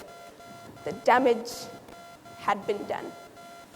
Lisa was getting called names that, again, seemed like no big deal to me, but it was a big deal to Lisa. Eventually, she moved schools. Why? Not the ketchup and toast situation, thank goodness. But I still felt guilty.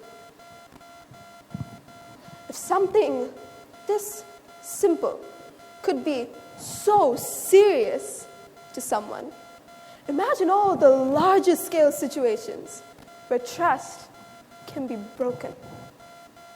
You tell someone a secret, but they don't keep it.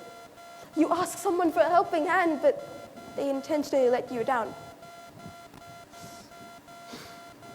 Someone hurt you, and they know they did, but they never tried to make up for their mistakes.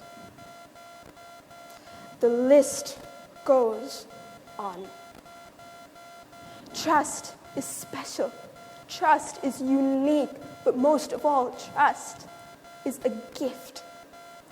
Only those who truly deserve it should ever receive it, as taking that gift for granted can cause a lot of damage. Firstly, be careful with whom you trust. But also know that if you've ever been gifted with trust and reliability by someone, don't let them down. If you've made a promise, make an effort to keep it.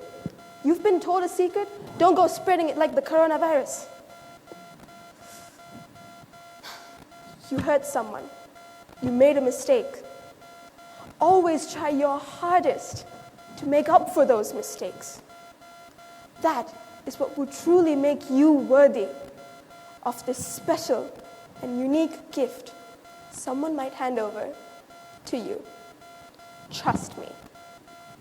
Or not. Over to you.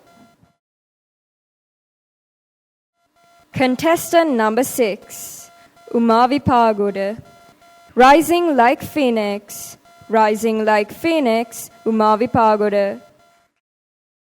Life is like a burning candle. Now, this candle is supposed to be holding a pressure, a pain, and an unbearable heat. But it still manages to hold the flame until the last moment. The motto of our lives should be like a burning candle. Honorable judges, critics master, and fellow candles. In 1954, a 17-year-old girl gave birth to a beautiful baby girl. For the first 6 years of that baby's life, she was raised by her strict grandmother in poverty. Once she recalled about her horrible grandmother. She would braid the switches together and she would whip me. And in the middle of whipping me, she would scream, "Stop your crying, stop your crying, and you better put a smile on your face." And then she would continue to beat me until I stopped my crying.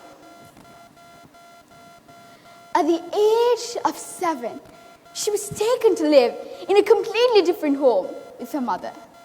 Now, her mother had this very light skin, which is not dark like the girls. From the moment she entered that house, she was told that she cannot sleep next to her mother. Why? Because her skin is darker than her mother's. Take a moment. How would you feel if your mother came and told you that you can't sleep next to her because your skin is darker than hers? Then where should she sleep? They kept her sleeping outside the house. I was a child who was searching for love, affection, and attention, she said once. At the age of 9, she was raped by her uncle. And then he took her to an ice cream shop while the blood was trickling down her tiny legs. She was 14 when she got sexually abused by her cousin, uncle, and a family friend. She just turned 15 when she got pregnant.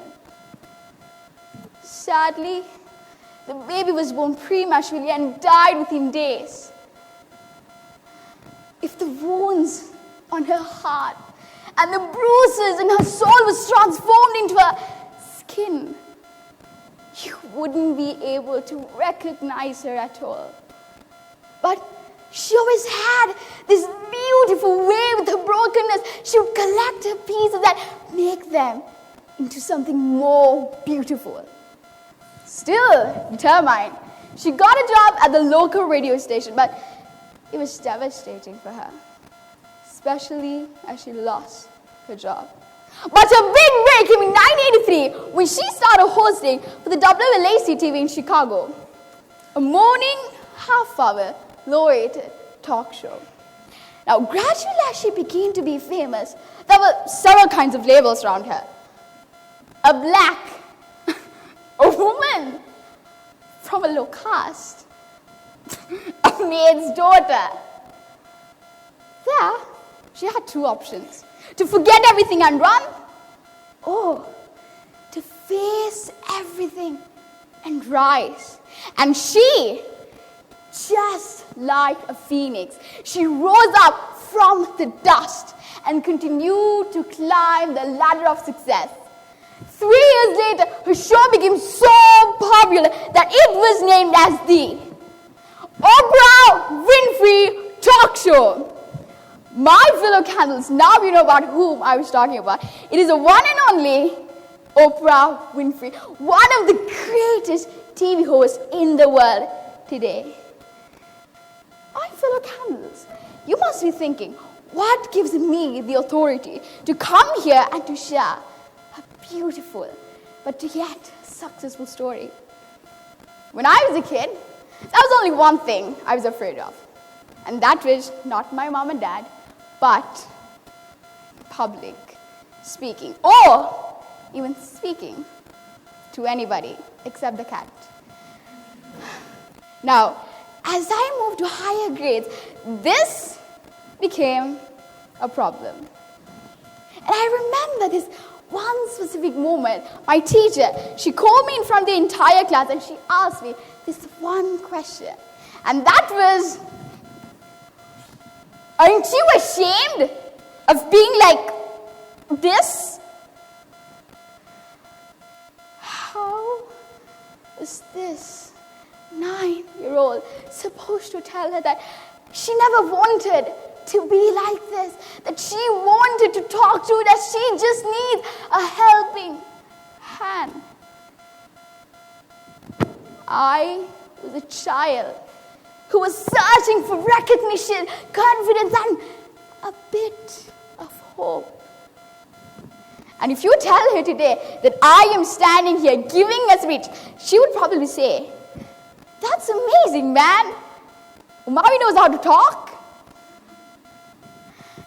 My fellow candles, Oprah, she has built her throne, but I am still building my empire. My fellow candles, burn if you must, but first, rise from the dust to claim your throne, because let your candlelight shine so brightly that others can see their way out of the darkness. Toastmaster, contestmaster. Contestant number 7, Yeshan Ranatunga. There is always room for improvement.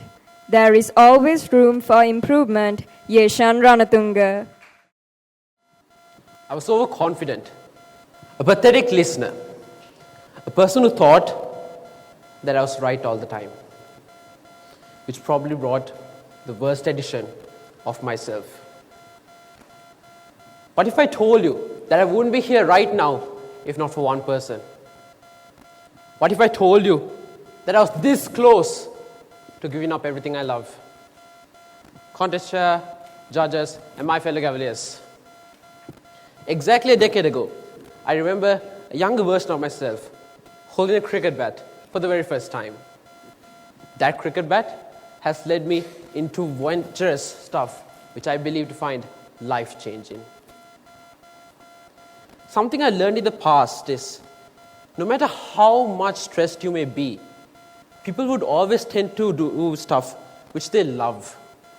It could be playing a piano, playing your favorite sport, or even dancing. But for me, it was always about playing cricket. I still remember days where I was stressed out because the term test was coming up, took my bat, went to the garage, played as if I had all the time in the world. Which led me to this. In any case, a few years ago, we were taught the competitive nature of our game, that being the All-Island tournament. I couldn't seem to wonder as to how a person like me could be left out of the team. I kept boasting to my friends saying, as if you guys could get in the team. Don't even think of trying. Little did I know, my dad was watching me from behind.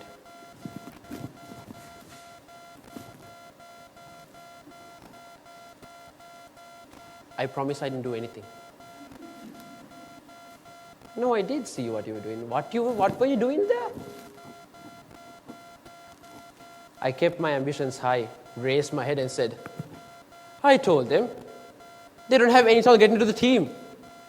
I told them not to even think of trying to. Now, my dad was a cool person, I would say.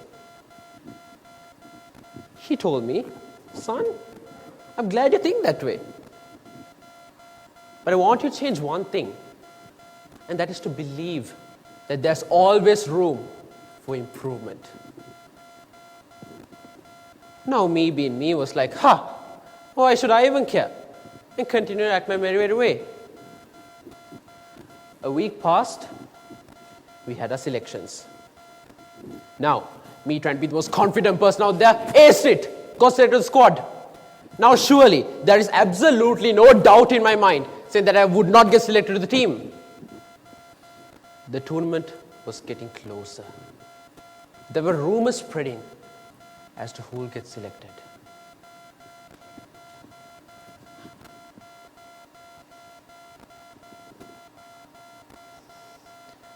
I didn't get selected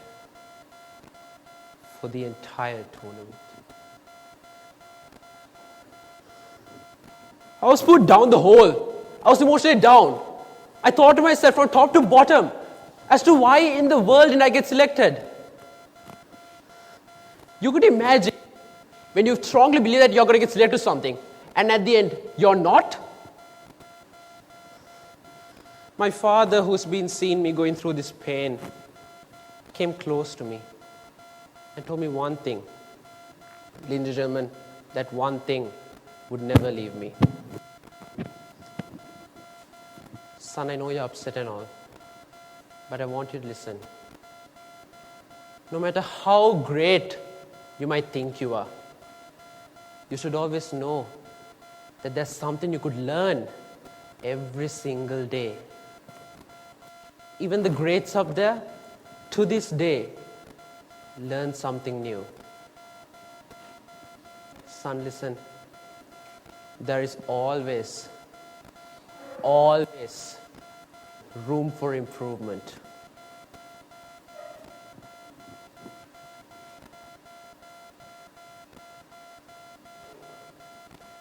I was shocked. To be honest, I didn't even know what's happening in the moment. It was all a blur, as I would say. But little did I know that I was too ahead of myself. I wasn't aware what was happening around me. I was overconfident, a pathetic listener, a person who thought that I was right all the time, which indeed brought out the worst edition of myself. Ladies and gentlemen, we have these moments where we think we know it all. But no matter how much experience you would have behind yourself, you should always know that there is something you could all learn till your last breath. Ladies and gentlemen, there is always room for improvement. Over to you. Thank you, everyone.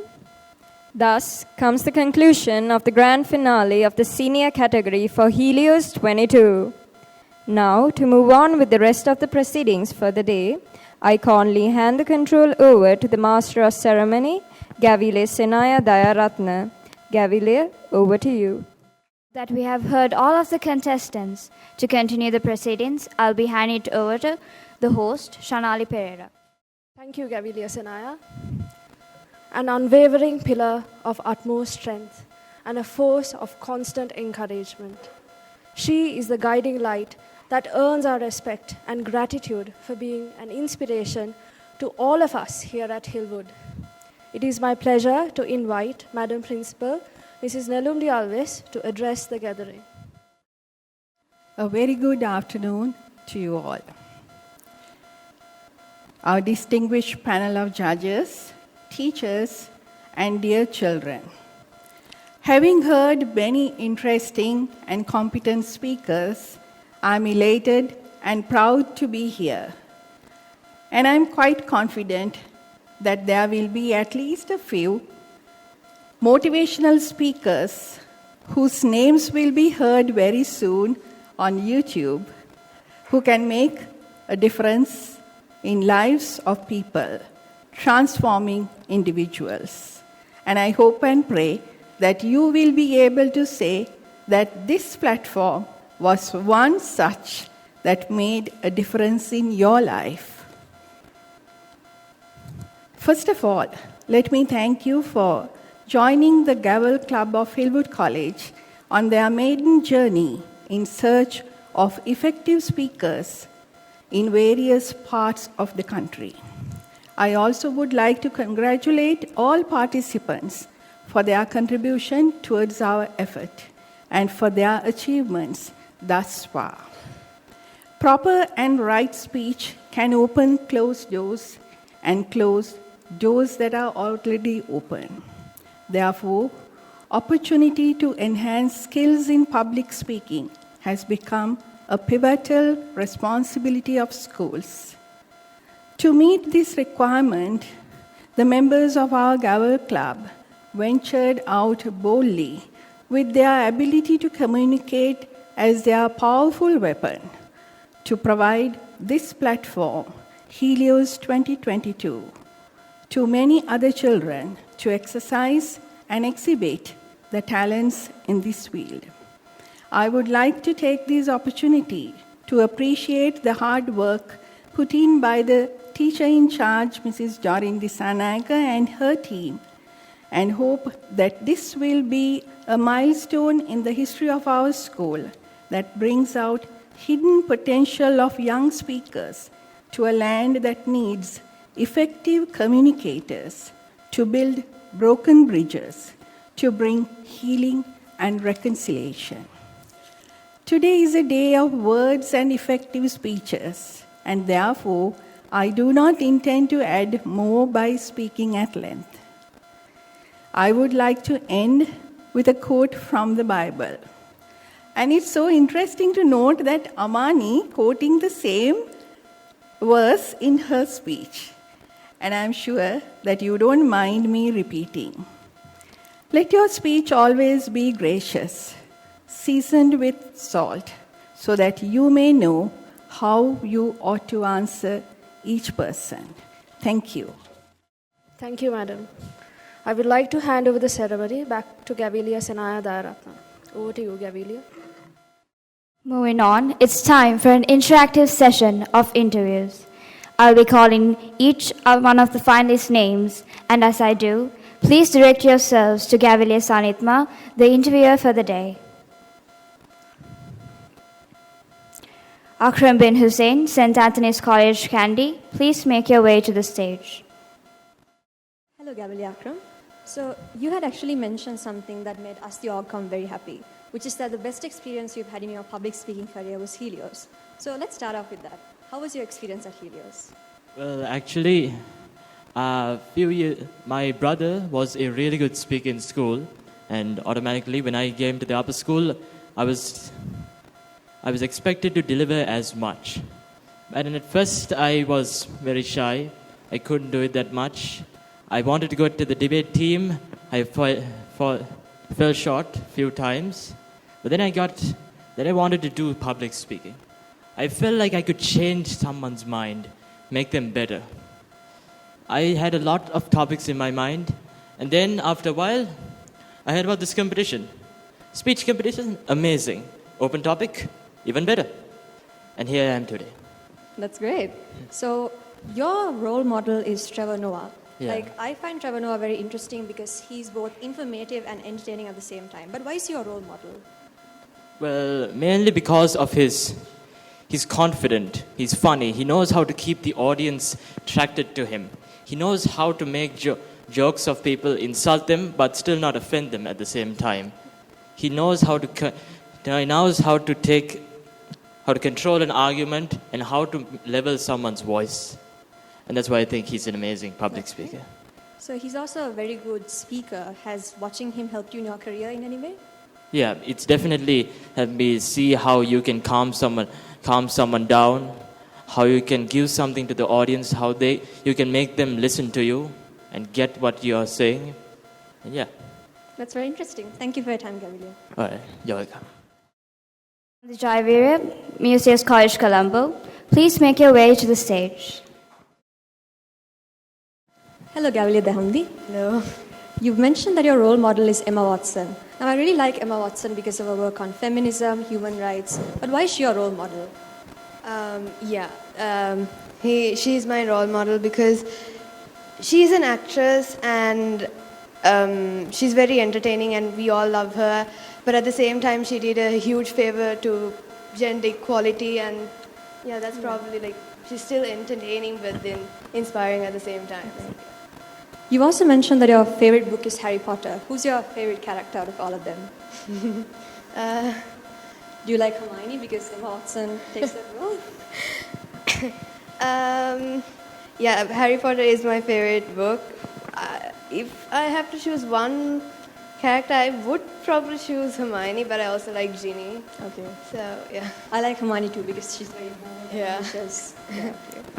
So, what is your long-term ambition?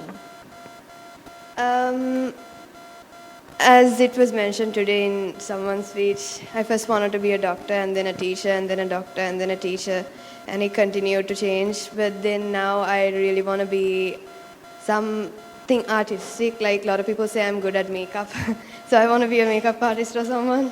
Okay, I hope you grow up to become a brilliant artist. Thank you for your time. Nita Senindu, Ananda College Colombo, please make your way to the stage. Hello, Gabriel Dulnisa. Hello. You had mentioned that your favorite subject is science. So do you plan on getting a job in that field as well in future? Yes, my favorite subject is science. It is really interesting for me, and from my childhood I used to love science. And my future ambition is to become a doctor, and it is because I love science and I love to treat patients. And I love to be a kind doctor in the future. That's really great. What is the best experience you've had in your public speaking career? Excuse me? What's the best experience you've had in your public speaking career? Actually, it's the first competition I won. It was a competition organized by Ananda College. And before that, I didn't even know that I could speak well. I did not expect anything from that competition. But I participated. I prepared the speech the day before the competition because I did not that much care. But after the results were announced, I was surprised, as I mentioned in my speech, because I was the winner. That's really great. What are the advantages you have gained from engaging in public speaking for your life? Yes, before I'm doing public speaking, I was very shy, a bit, even talk with my friends. But I talk with my really closest friend. And after I began to do public speaking, I made many new friends because I visited many schools for competitions, and there I found friends from different schools. And in my school also, I found some friends who are really speaking very fast, and they are very talkative, and I can't talk with them because I was shy, but now I'm not like that, and now they are my friends as well. That's really great. I hope you grow up and you already are an excellent public speaker. Thank you. For your time. Hello, Gavilia Kevan. Why are you passionate about public speaking? Because I want to encourage young speakers, and when I grow up, I want to be a public speaker. That's really great. So, what is the best experience you've had in your career?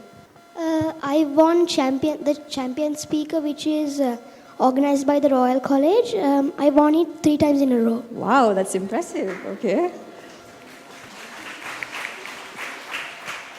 Okay, what is the end goal you want to achieve from your public speaking career? Is there any title, championship, or even a skill that you want to really master at the end?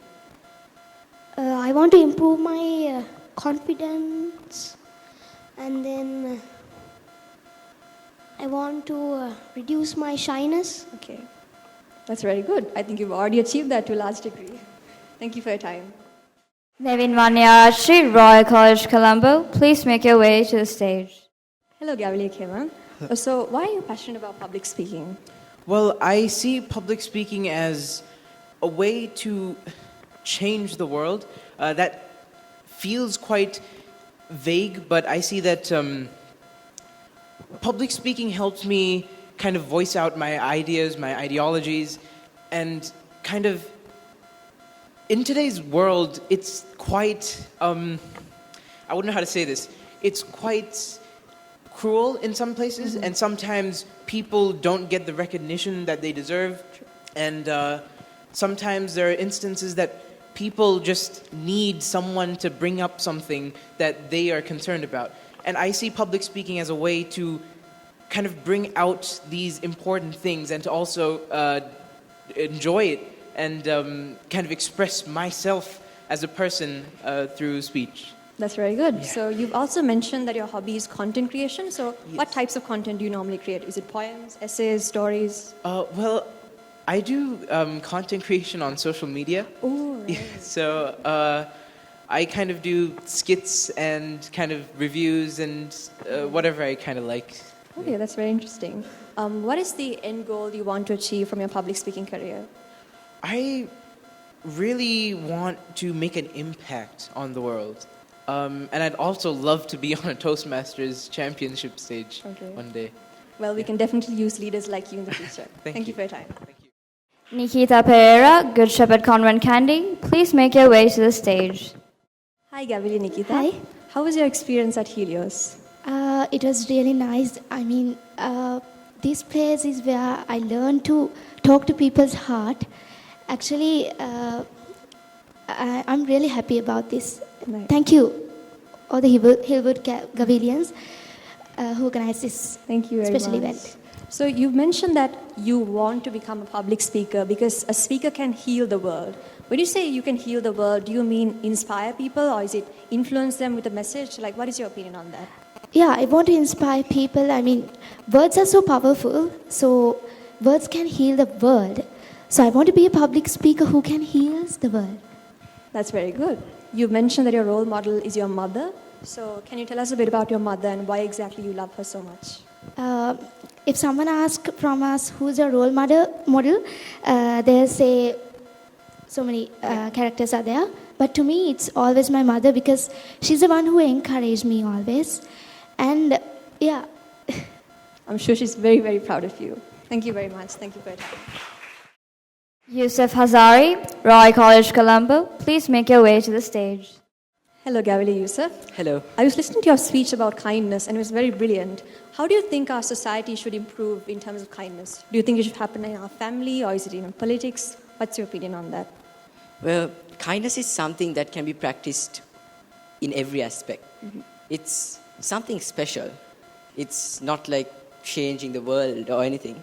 But everything, society functions with a simple step of kindness. Without kindness, the world is not really going to go around. Yeah.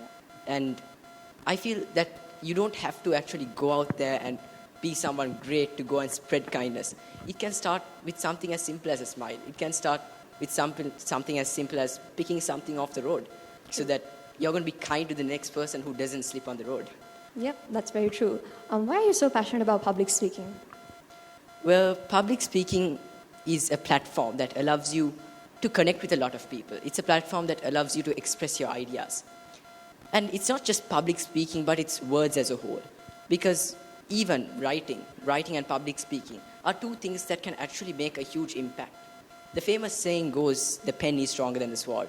And I believe that's very true, because you can touch many lives with public speaking. You can motivate a lot of lives. And everyone who's out there who actually motivates someone, all these videos of people who actually go out and talk, or it's writing. So I believe that public speaking and words matter a lot. Right. You seem like a very ambitious person. So what is your long-term ambition? Well, my long-term ambition is actually to become a doctor. Right. But there's a long way to work for that. Yeah. I mean, I hope you are blessed with a brilliant doctor like you in the future. Thank you for your time. Thank you. Harish Praveen, St. Benedict's College, Colombo, please make your way to the stage. Hello, Gavile Harish. So you mentioned that the best experience you had in your career was the ability to conduct seminars on a voluntary basis. Could you tell us a bit about this experience?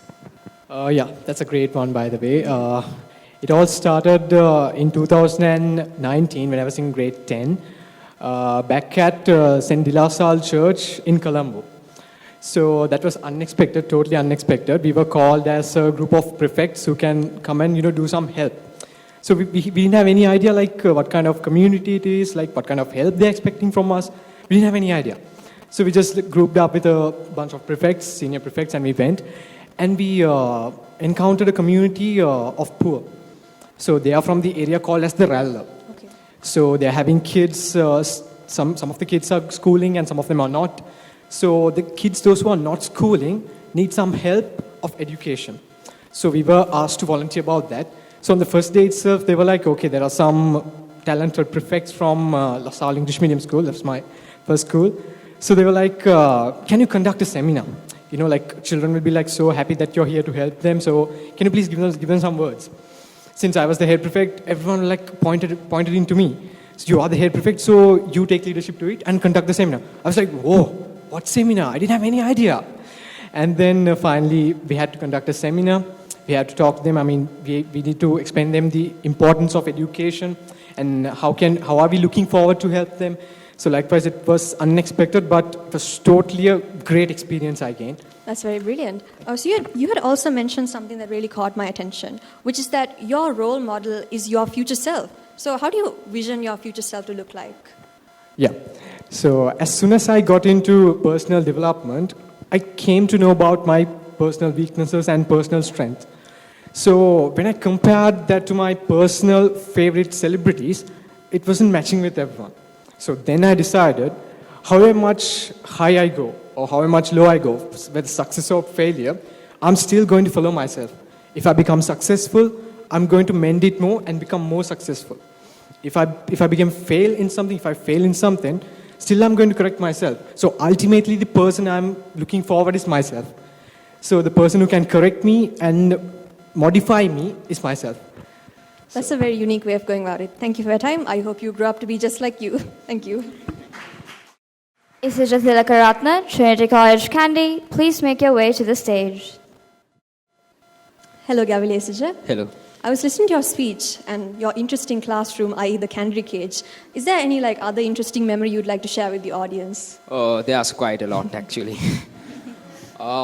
Yeah, there's one.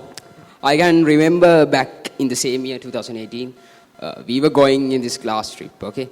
And I was falling asleep on the seat and there was this guy beside me. And he and his friend were tossing this really fancy pillow, okay? It was like a super expensive pillow. It was 5,000 rupees or something. And suddenly, they gave it to me. And I was like, what? And I threw it out of the window. The window was wide open. And I was just sleeping, okay? And after that, I suddenly woke up and there was this pillow. I just threw it out of the window.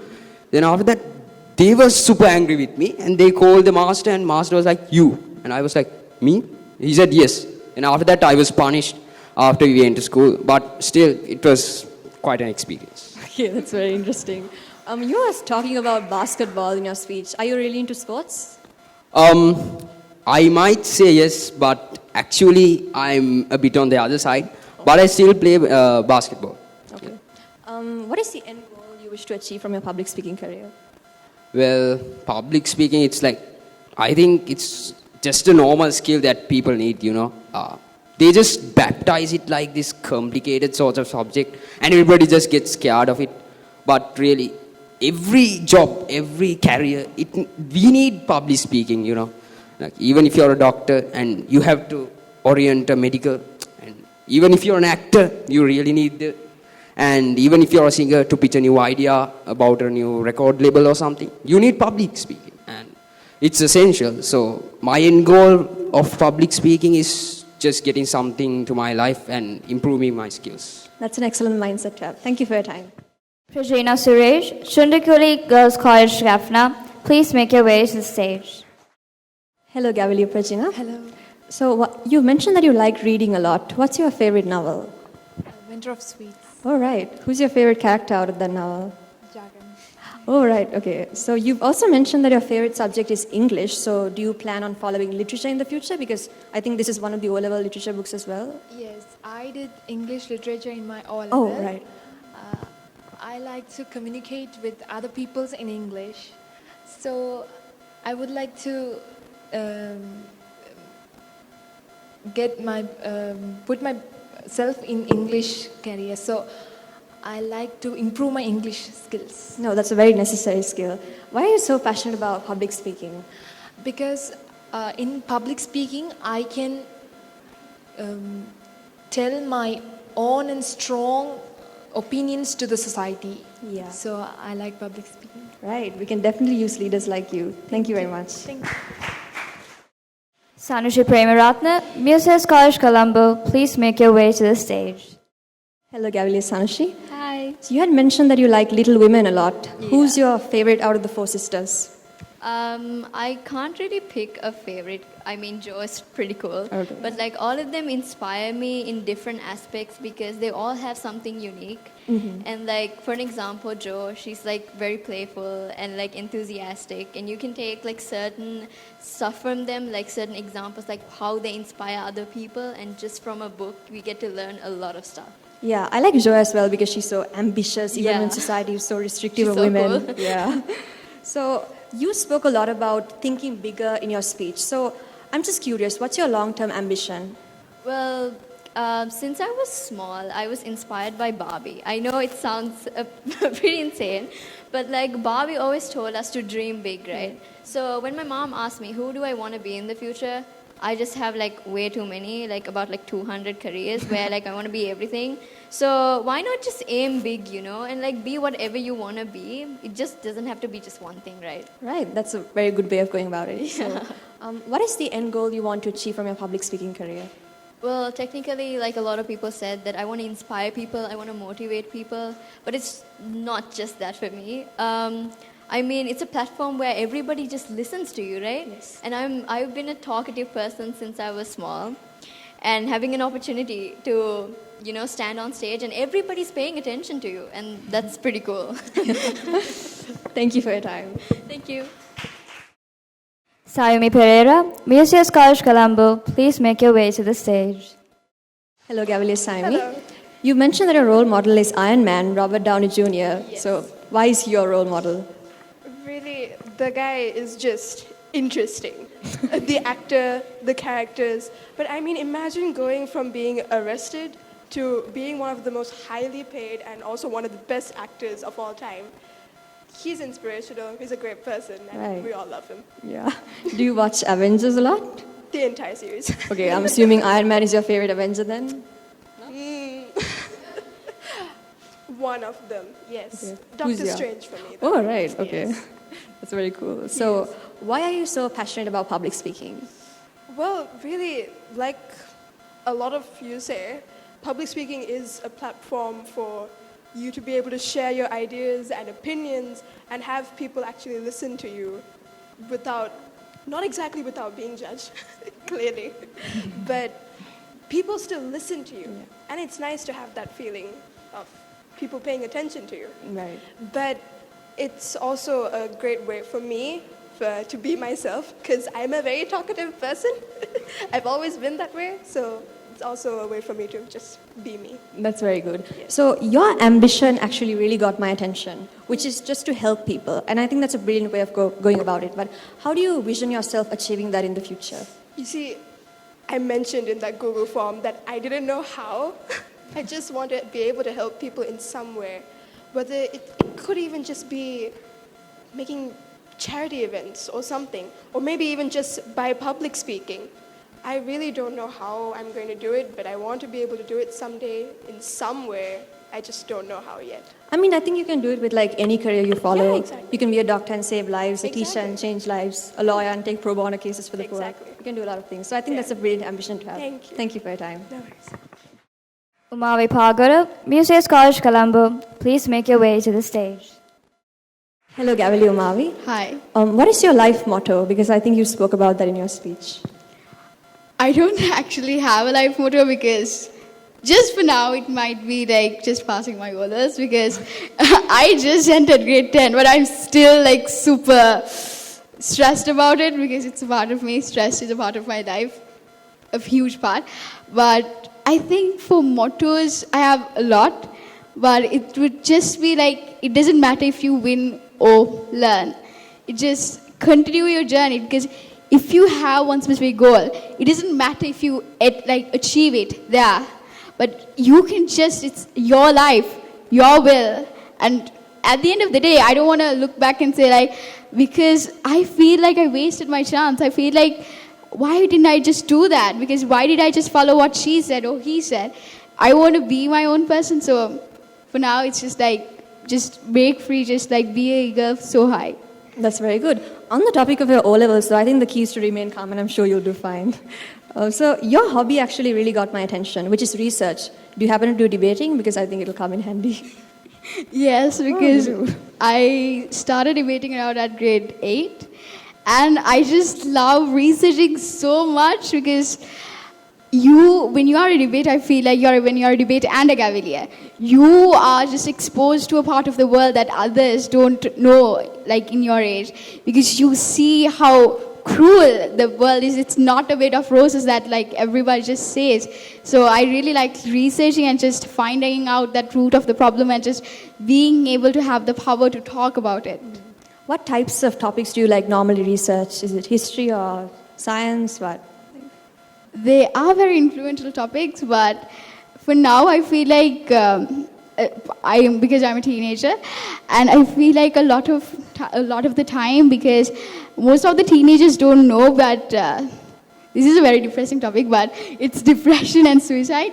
Because we don't know, because lot of people, just the suicide rates of teens keeps increasing every single day, and we don't know if we walk into a classroom if that person is having suicide. And it was just like I was exposed to that because I was so surprised when I heard my friend is going to the psychiatrist and she's going to the therapist, because I felt so ashamed because I was not there for her. And I don't want to lose a friend like that. So I want to spread awareness about these topics that really need attention, but people just don't talk about them. Yeah, I think mental health is very stigmatized, and we definitely need a lot of research in that. So I wish you all the best in that very good ambition. Thank you for your time. Yashan Ranatunga, Trinity College Kandy, please make your way to the stage. Hello, Gavili Yashan. Hi. So you've mentioned that your role model is Kumar Sangakkar. I think he's obviously a very talented cricketer, but he's also a very balanced person. But why is he your role model?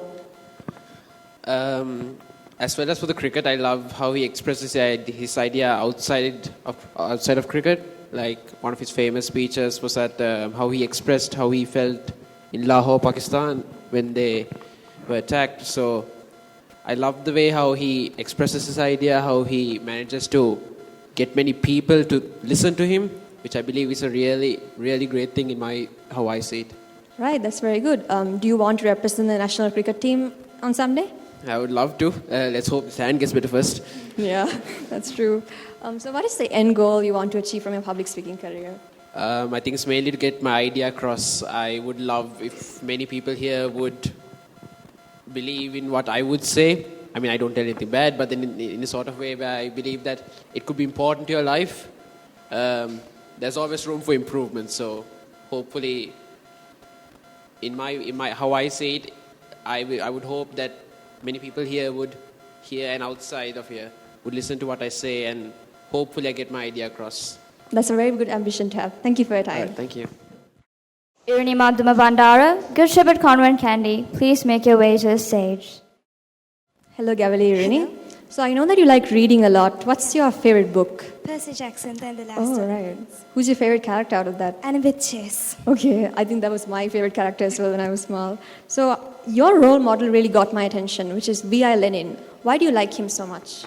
Actually, from my small days, he was a great hero for me because in spite of all the things, many people love to comfort themselves, but he loved to comfort all the people in his country. He didn't thought about himself, but about the whole country. He pressured the country more than his life. Yeah, that's very true. Why are you passionate about public speaking? Because I think it's a good way to represent my ideas with others, to show how beautiful this world is. Yes, that's a very good ambition. Thank you for your time. Thank you, Gavili Sanitma. To continue the rest of the proceedings, I'll be inviting the host, Shanali Pereira. Over to you, Shanali. We have reached the moment we all have been waiting for, the prize distribution. To carry on with this part of the event, I call upon Vice President Education, Gavile Thinisha Waduge. Over to you, Gavile Thinisha. We've now reached the most awaited and anticipated segment of today, the announcement of results and the distribution of awards. I'm happy to announce that there were no time disqualifications. I kindly invite Toastmaster Mrs. Anusha Prasudi to award the top 4 finalists of the junior category. Contestant Arkam bin Hussain.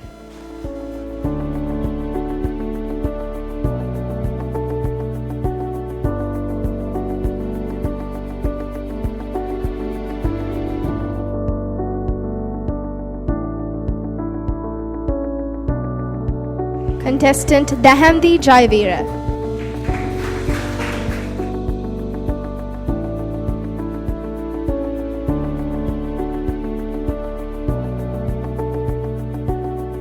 Contestant Nevin Vanyarachi.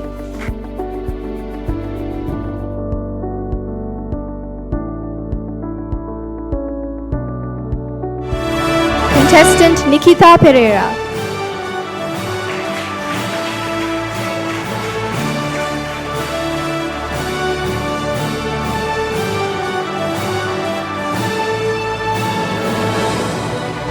To award the 4 finalists of the senior category, I cordially invite Toastmaster Ms. Vidana Patirana. Contestant Pajina Suresh.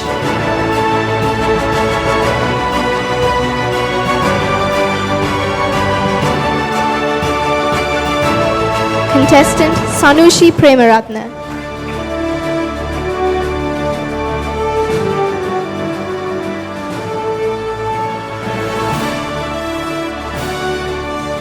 Contestant Sayumi Pereira.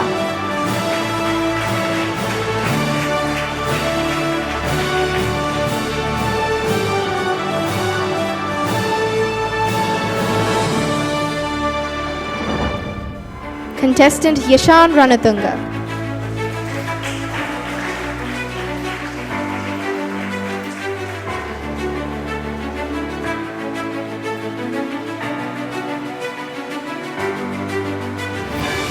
Now, I cordially invite distinguished Toastmaster Dr. Lakmali Ranatunga to give away the following awards.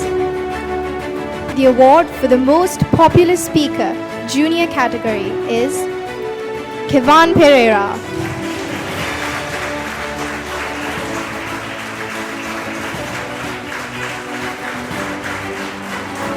The most popular speaker, senior category, is Isija Tilakaratna.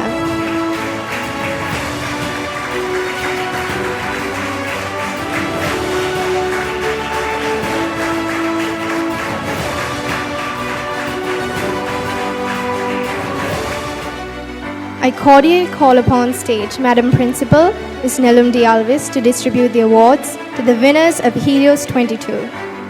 Junior category. The award for the second runner-up goes to Gaviliya Dulnida Senidu of Ananda College, Colombo. The junior category first runner-up is Gaviliya Yusuf Hazari of Royal College, Colombo.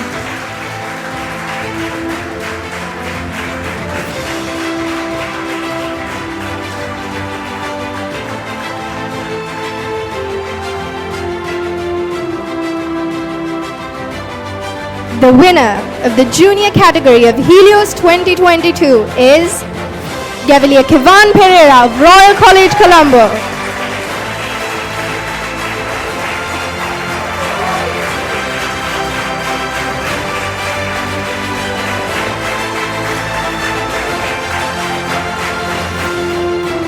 Winners of the senior category.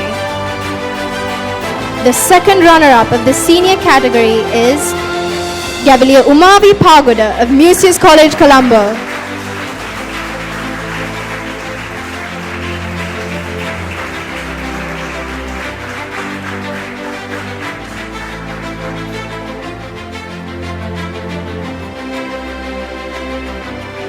The award for the first runner-up goes to Gaviliya Harish Praveen of St. Benedict's College, Colombo.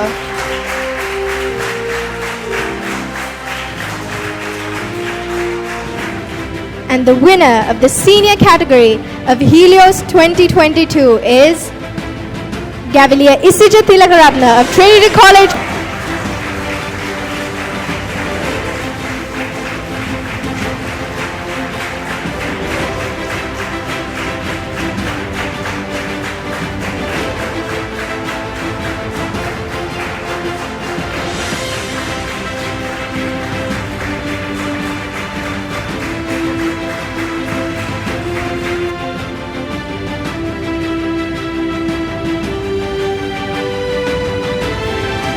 Kindly invite Gaviliya Kivan Pereira to come up on stage to collect his awards.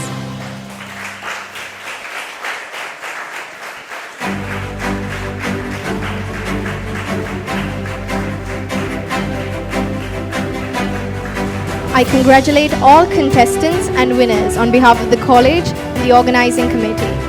With that being said, I hand over the controls to Shanali Pereira. Over to you. Thank you, Gaviliya Tinisha. President of the College Gavel Club, Gaviliya Amani Malik, will now address the gathering. A very good afternoon to all of you. I hope you are having a great time. First off, I would like to thank all of you for sparing your time and joining with us today at the grand finale of Helios 2022. Going back in time towards mid-2022, our EXCO came up with the plan to host a public speaking competition. We tabled the project proposal to our Madam Principal, and wow, in one go it was approved. So we geared up with the support of the immediate past president, Gaviliya Chaitri Kalupahana, and her committee. We had late night homework, chats and Zoom meetings, suggestions, options, decision making. We learned a lot then. Gradually, it built up, the whole image of what Helios should look like. Starting from whether or not our name should start with an H, to deciding the date of the grand finale, we came. And it was a lot of people behind the success of what we are today. However, I would not be standing here if it weren't for those people who helped us all the way up till this point. I would like to take this opportunity to show my gratitude towards the pillar of strength, without whom the success of Helios would have been possible. Madam Principal, Mrs. Nelum de Alves, you have been a phenomenal pillar of strength towards us, the club, throughout its years. And the support of the Vice Principals, Mrs. Asha Vidanapatirana and Mrs. Anusha Prasudi. Our staff advisor, Mrs. Doreen Disanayaka, our shortest friend but the greatest mother. And the teachers in charge, Mrs. Lakshmi Veerasinghe, Mrs. Priyani Gunaratna, and Mrs. Christina Abbe Singha. We're sincerely thankful and immensely blessed for your love and support. I'd like to convey my heartfelt gratitude towards our immediate past president and her committee, Gavilia Saitri Kalupahana. I would also like to convey my gratitude towards our distinguished Toastmaster, Honorable Chief Judge, Dr. Lakmali Ranatunga, who is always one call away for anything we need.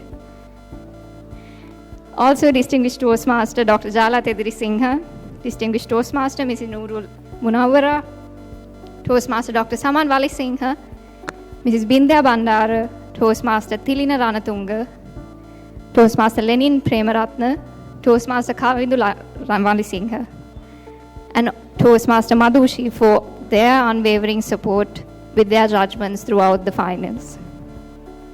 Thank you to all our competitors and competing schools. You were one of the major reasons we are here today. And last but not least, a big shout out goes to the organizing committee for their hard work and passionate work hours on end.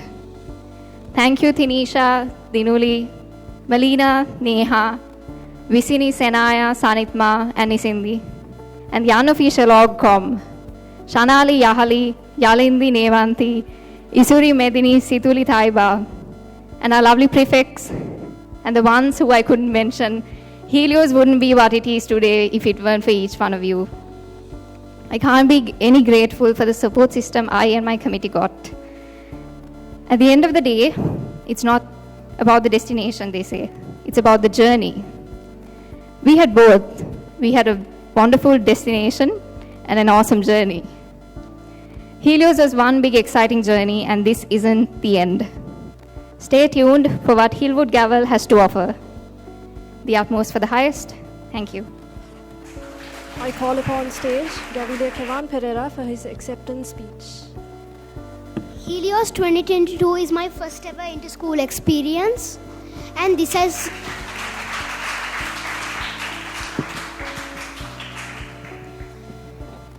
given me so much as a wonderful start for a young speaker. Thank you so much for selecting me as the best speaker for Helios 2022. Thank you, judges, for taking time to come here to witness the young speakers and for all the encouragement. Also, congratulations to all the other finalists for their beautiful speeches. You are amazingly talented. I hope this journey continues with lot of competitions. Secondly, I need to thank Hillwood College Gavel Club for the wonderful job done.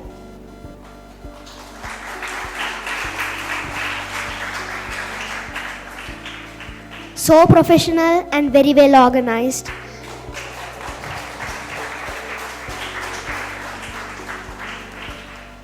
Next, I need to thank Royal College Gavel Club, starting from Umayya, Adamayya and Udulayya for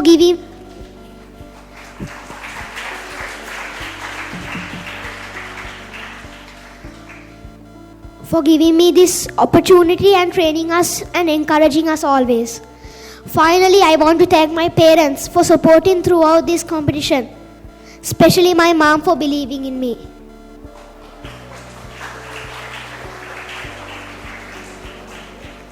I will cherish this memory forever. Thank you. I would also like to invite Gavilia Sitija Tilakaratna to give his acceptance speech. They say that a journey of 1,000 steps just begins with one. Now, the reason I started with an inspirational quote is because for once, words have abandoned me. I mean, I saw so many amazing speeches today. So inspirational, so motivational, and so awesome. And this was quite clearly unexpected. But I do have to speak on because apparently I'm the best speaker. So, if I take my journey in Helios 2022, when it all started out, I was curious, and like Kevan, also this is my first experiences in an inter-school competition. And I have to say it went pretty well for a first time experience. And like they say, experience is the best way that you can learn. And my friend Yashan said, there's so much room for improvement. So I hope to have a great journey as a public speaker. With that being said, I extend my heartfelt congratulations to all the other speakers who did extremely well today. You were amazing. To avoid the dangerous water of cliche, I don't say that I'm extremely humbled and gratified to be here, but that goes without saying. And with that being said, I say I'm extremely humbled and gratified to be here. Thank you for choosing me as the most popular speaker. It's a great honor and privilege and all that.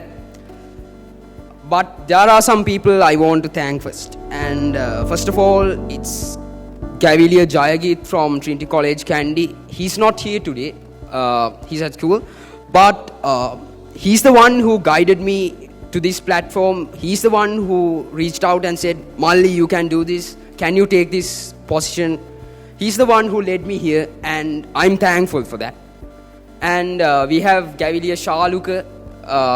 He's also a really great speaker. No words to describe you. And we have Gavilia Amma Zafarullah. He's one of the best speakers that I ever know. And I also have my brother Yashan Ranatunga, partner in competition, also a great speaker. So many people to thank. It's getting a little bit rough here. But I do have to thank Hillwood College for their extremely superficial organizational skills. I mean, 150 participants, more than 20 schools from around Sri Lanka. That was their tagline, wasn't it? And that takes a lot of courage. I mean, that's a lot. So, it's just a pleasure to pronounce my gratitude, my humbleness, and my happiness for getting this chance to speak with you. And for once, I have to say, the comfort of the words have left me. Please stay with me as I have to go on a little bit more. I have to also thank my parents who are also not here. But they are the ones who said to me, Isijan, you are so great at talking. You argue with your sister. You argue with us. Wouldn't it be great to be a public speaker, you know? And I was like, okay, that's a good idea. And I signed up for Trinity Gavels Club, and here I am.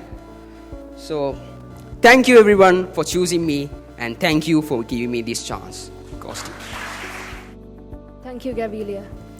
I cordially invite the teacher in charge, Ms. Doreen Disanayaka, to give away the tokens of appreciation.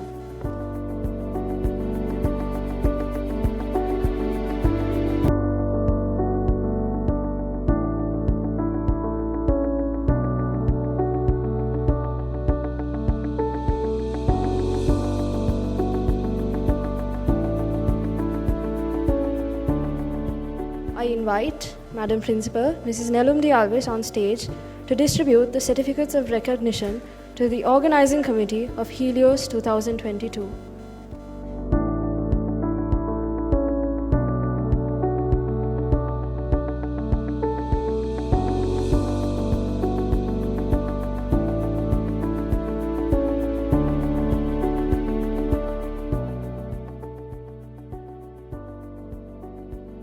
I now invite the Vice President, Public Relations, Gavilia Visini Vikramaratna, to propose the vote of thanks. Everything that has a beginning has an ending. Make your peace with that and all will be well. Jack Cornfield. With that, we conclude with the final round of Helios 2022-2023. Before concluding with today's event, I would like to thank numerous individuals who played a key role in making this event a success. First and foremost, I would like to thank our college principal, Mrs. Nelumdi Alves, who has been our pillar of strength throughout the organization and execution of today's event. Next, I would like to thank our judges who worked diligently and tirelessly to make impartial decisions. Distinguished Toastmaster Dr. Lakmali Ranathunga, Distinguished Toastmaster Mr. Jayalath Edirisinghe, Toastmaster Noolur Munnava, Toastmaster Dr. Saman Wallisinghe, Toastmaster Kalindu Wallisinghe, Toastmaster Thilina Ranathunga, Toastmaster Lenin Premaratna, Toastmaster Madhushi and Ms. Bindya Bandara, we are immensely grateful for your selfless contribution. Today's competition, of course, would not be a possibility without the team effort of the principals of the invited schools, teachers in charge, and student coordinators. We thank you for your assistance. And of course, we cannot forget our finalists who outdid themselves and taught us the art of public speaking. Your presence here today is the reason for the success of today's competition. I would also like to thank our college IT administrators, Mr. Shiroz Ruangeet and Mr. Samira Motier, for their unwavering support. Finally, I would like to thank our teacher in charge, Toastmaster Ms. Doreen Disanayaka, Ms. Lakmali Veerasinghe and Ms. Priyani Gunaratna. Without your guidance, this competition would only be a dream. With that, we conclude with the grand finale of Helios 2022-2023. Over to our host. Thank you, Gavilia Visini. It has certainly been a pleasure having each and every one of you with us. It was indeed a fruitful journey, a journey which paved the path to many experiences, a journey that strengthened new camaraderie. Although we close the curtain of the grand finale of Helios 2022, our journey is not ended, as we eagerly wait to see you at Helios 2023 at the end of the year. While thanking all of you for your time, dedication, and the unforgettable friendship built up at this venture, we cordially invite you for the fellowship followed by the national anthem. To conclude this memorable event in style, I call upon President Amani Malik to hand over the gavel to Vice President Education, Gavilia Thinisha Waduge, to take up Helios 2023.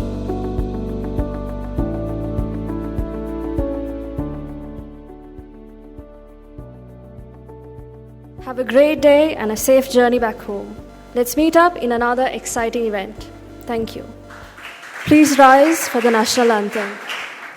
Sri Lanka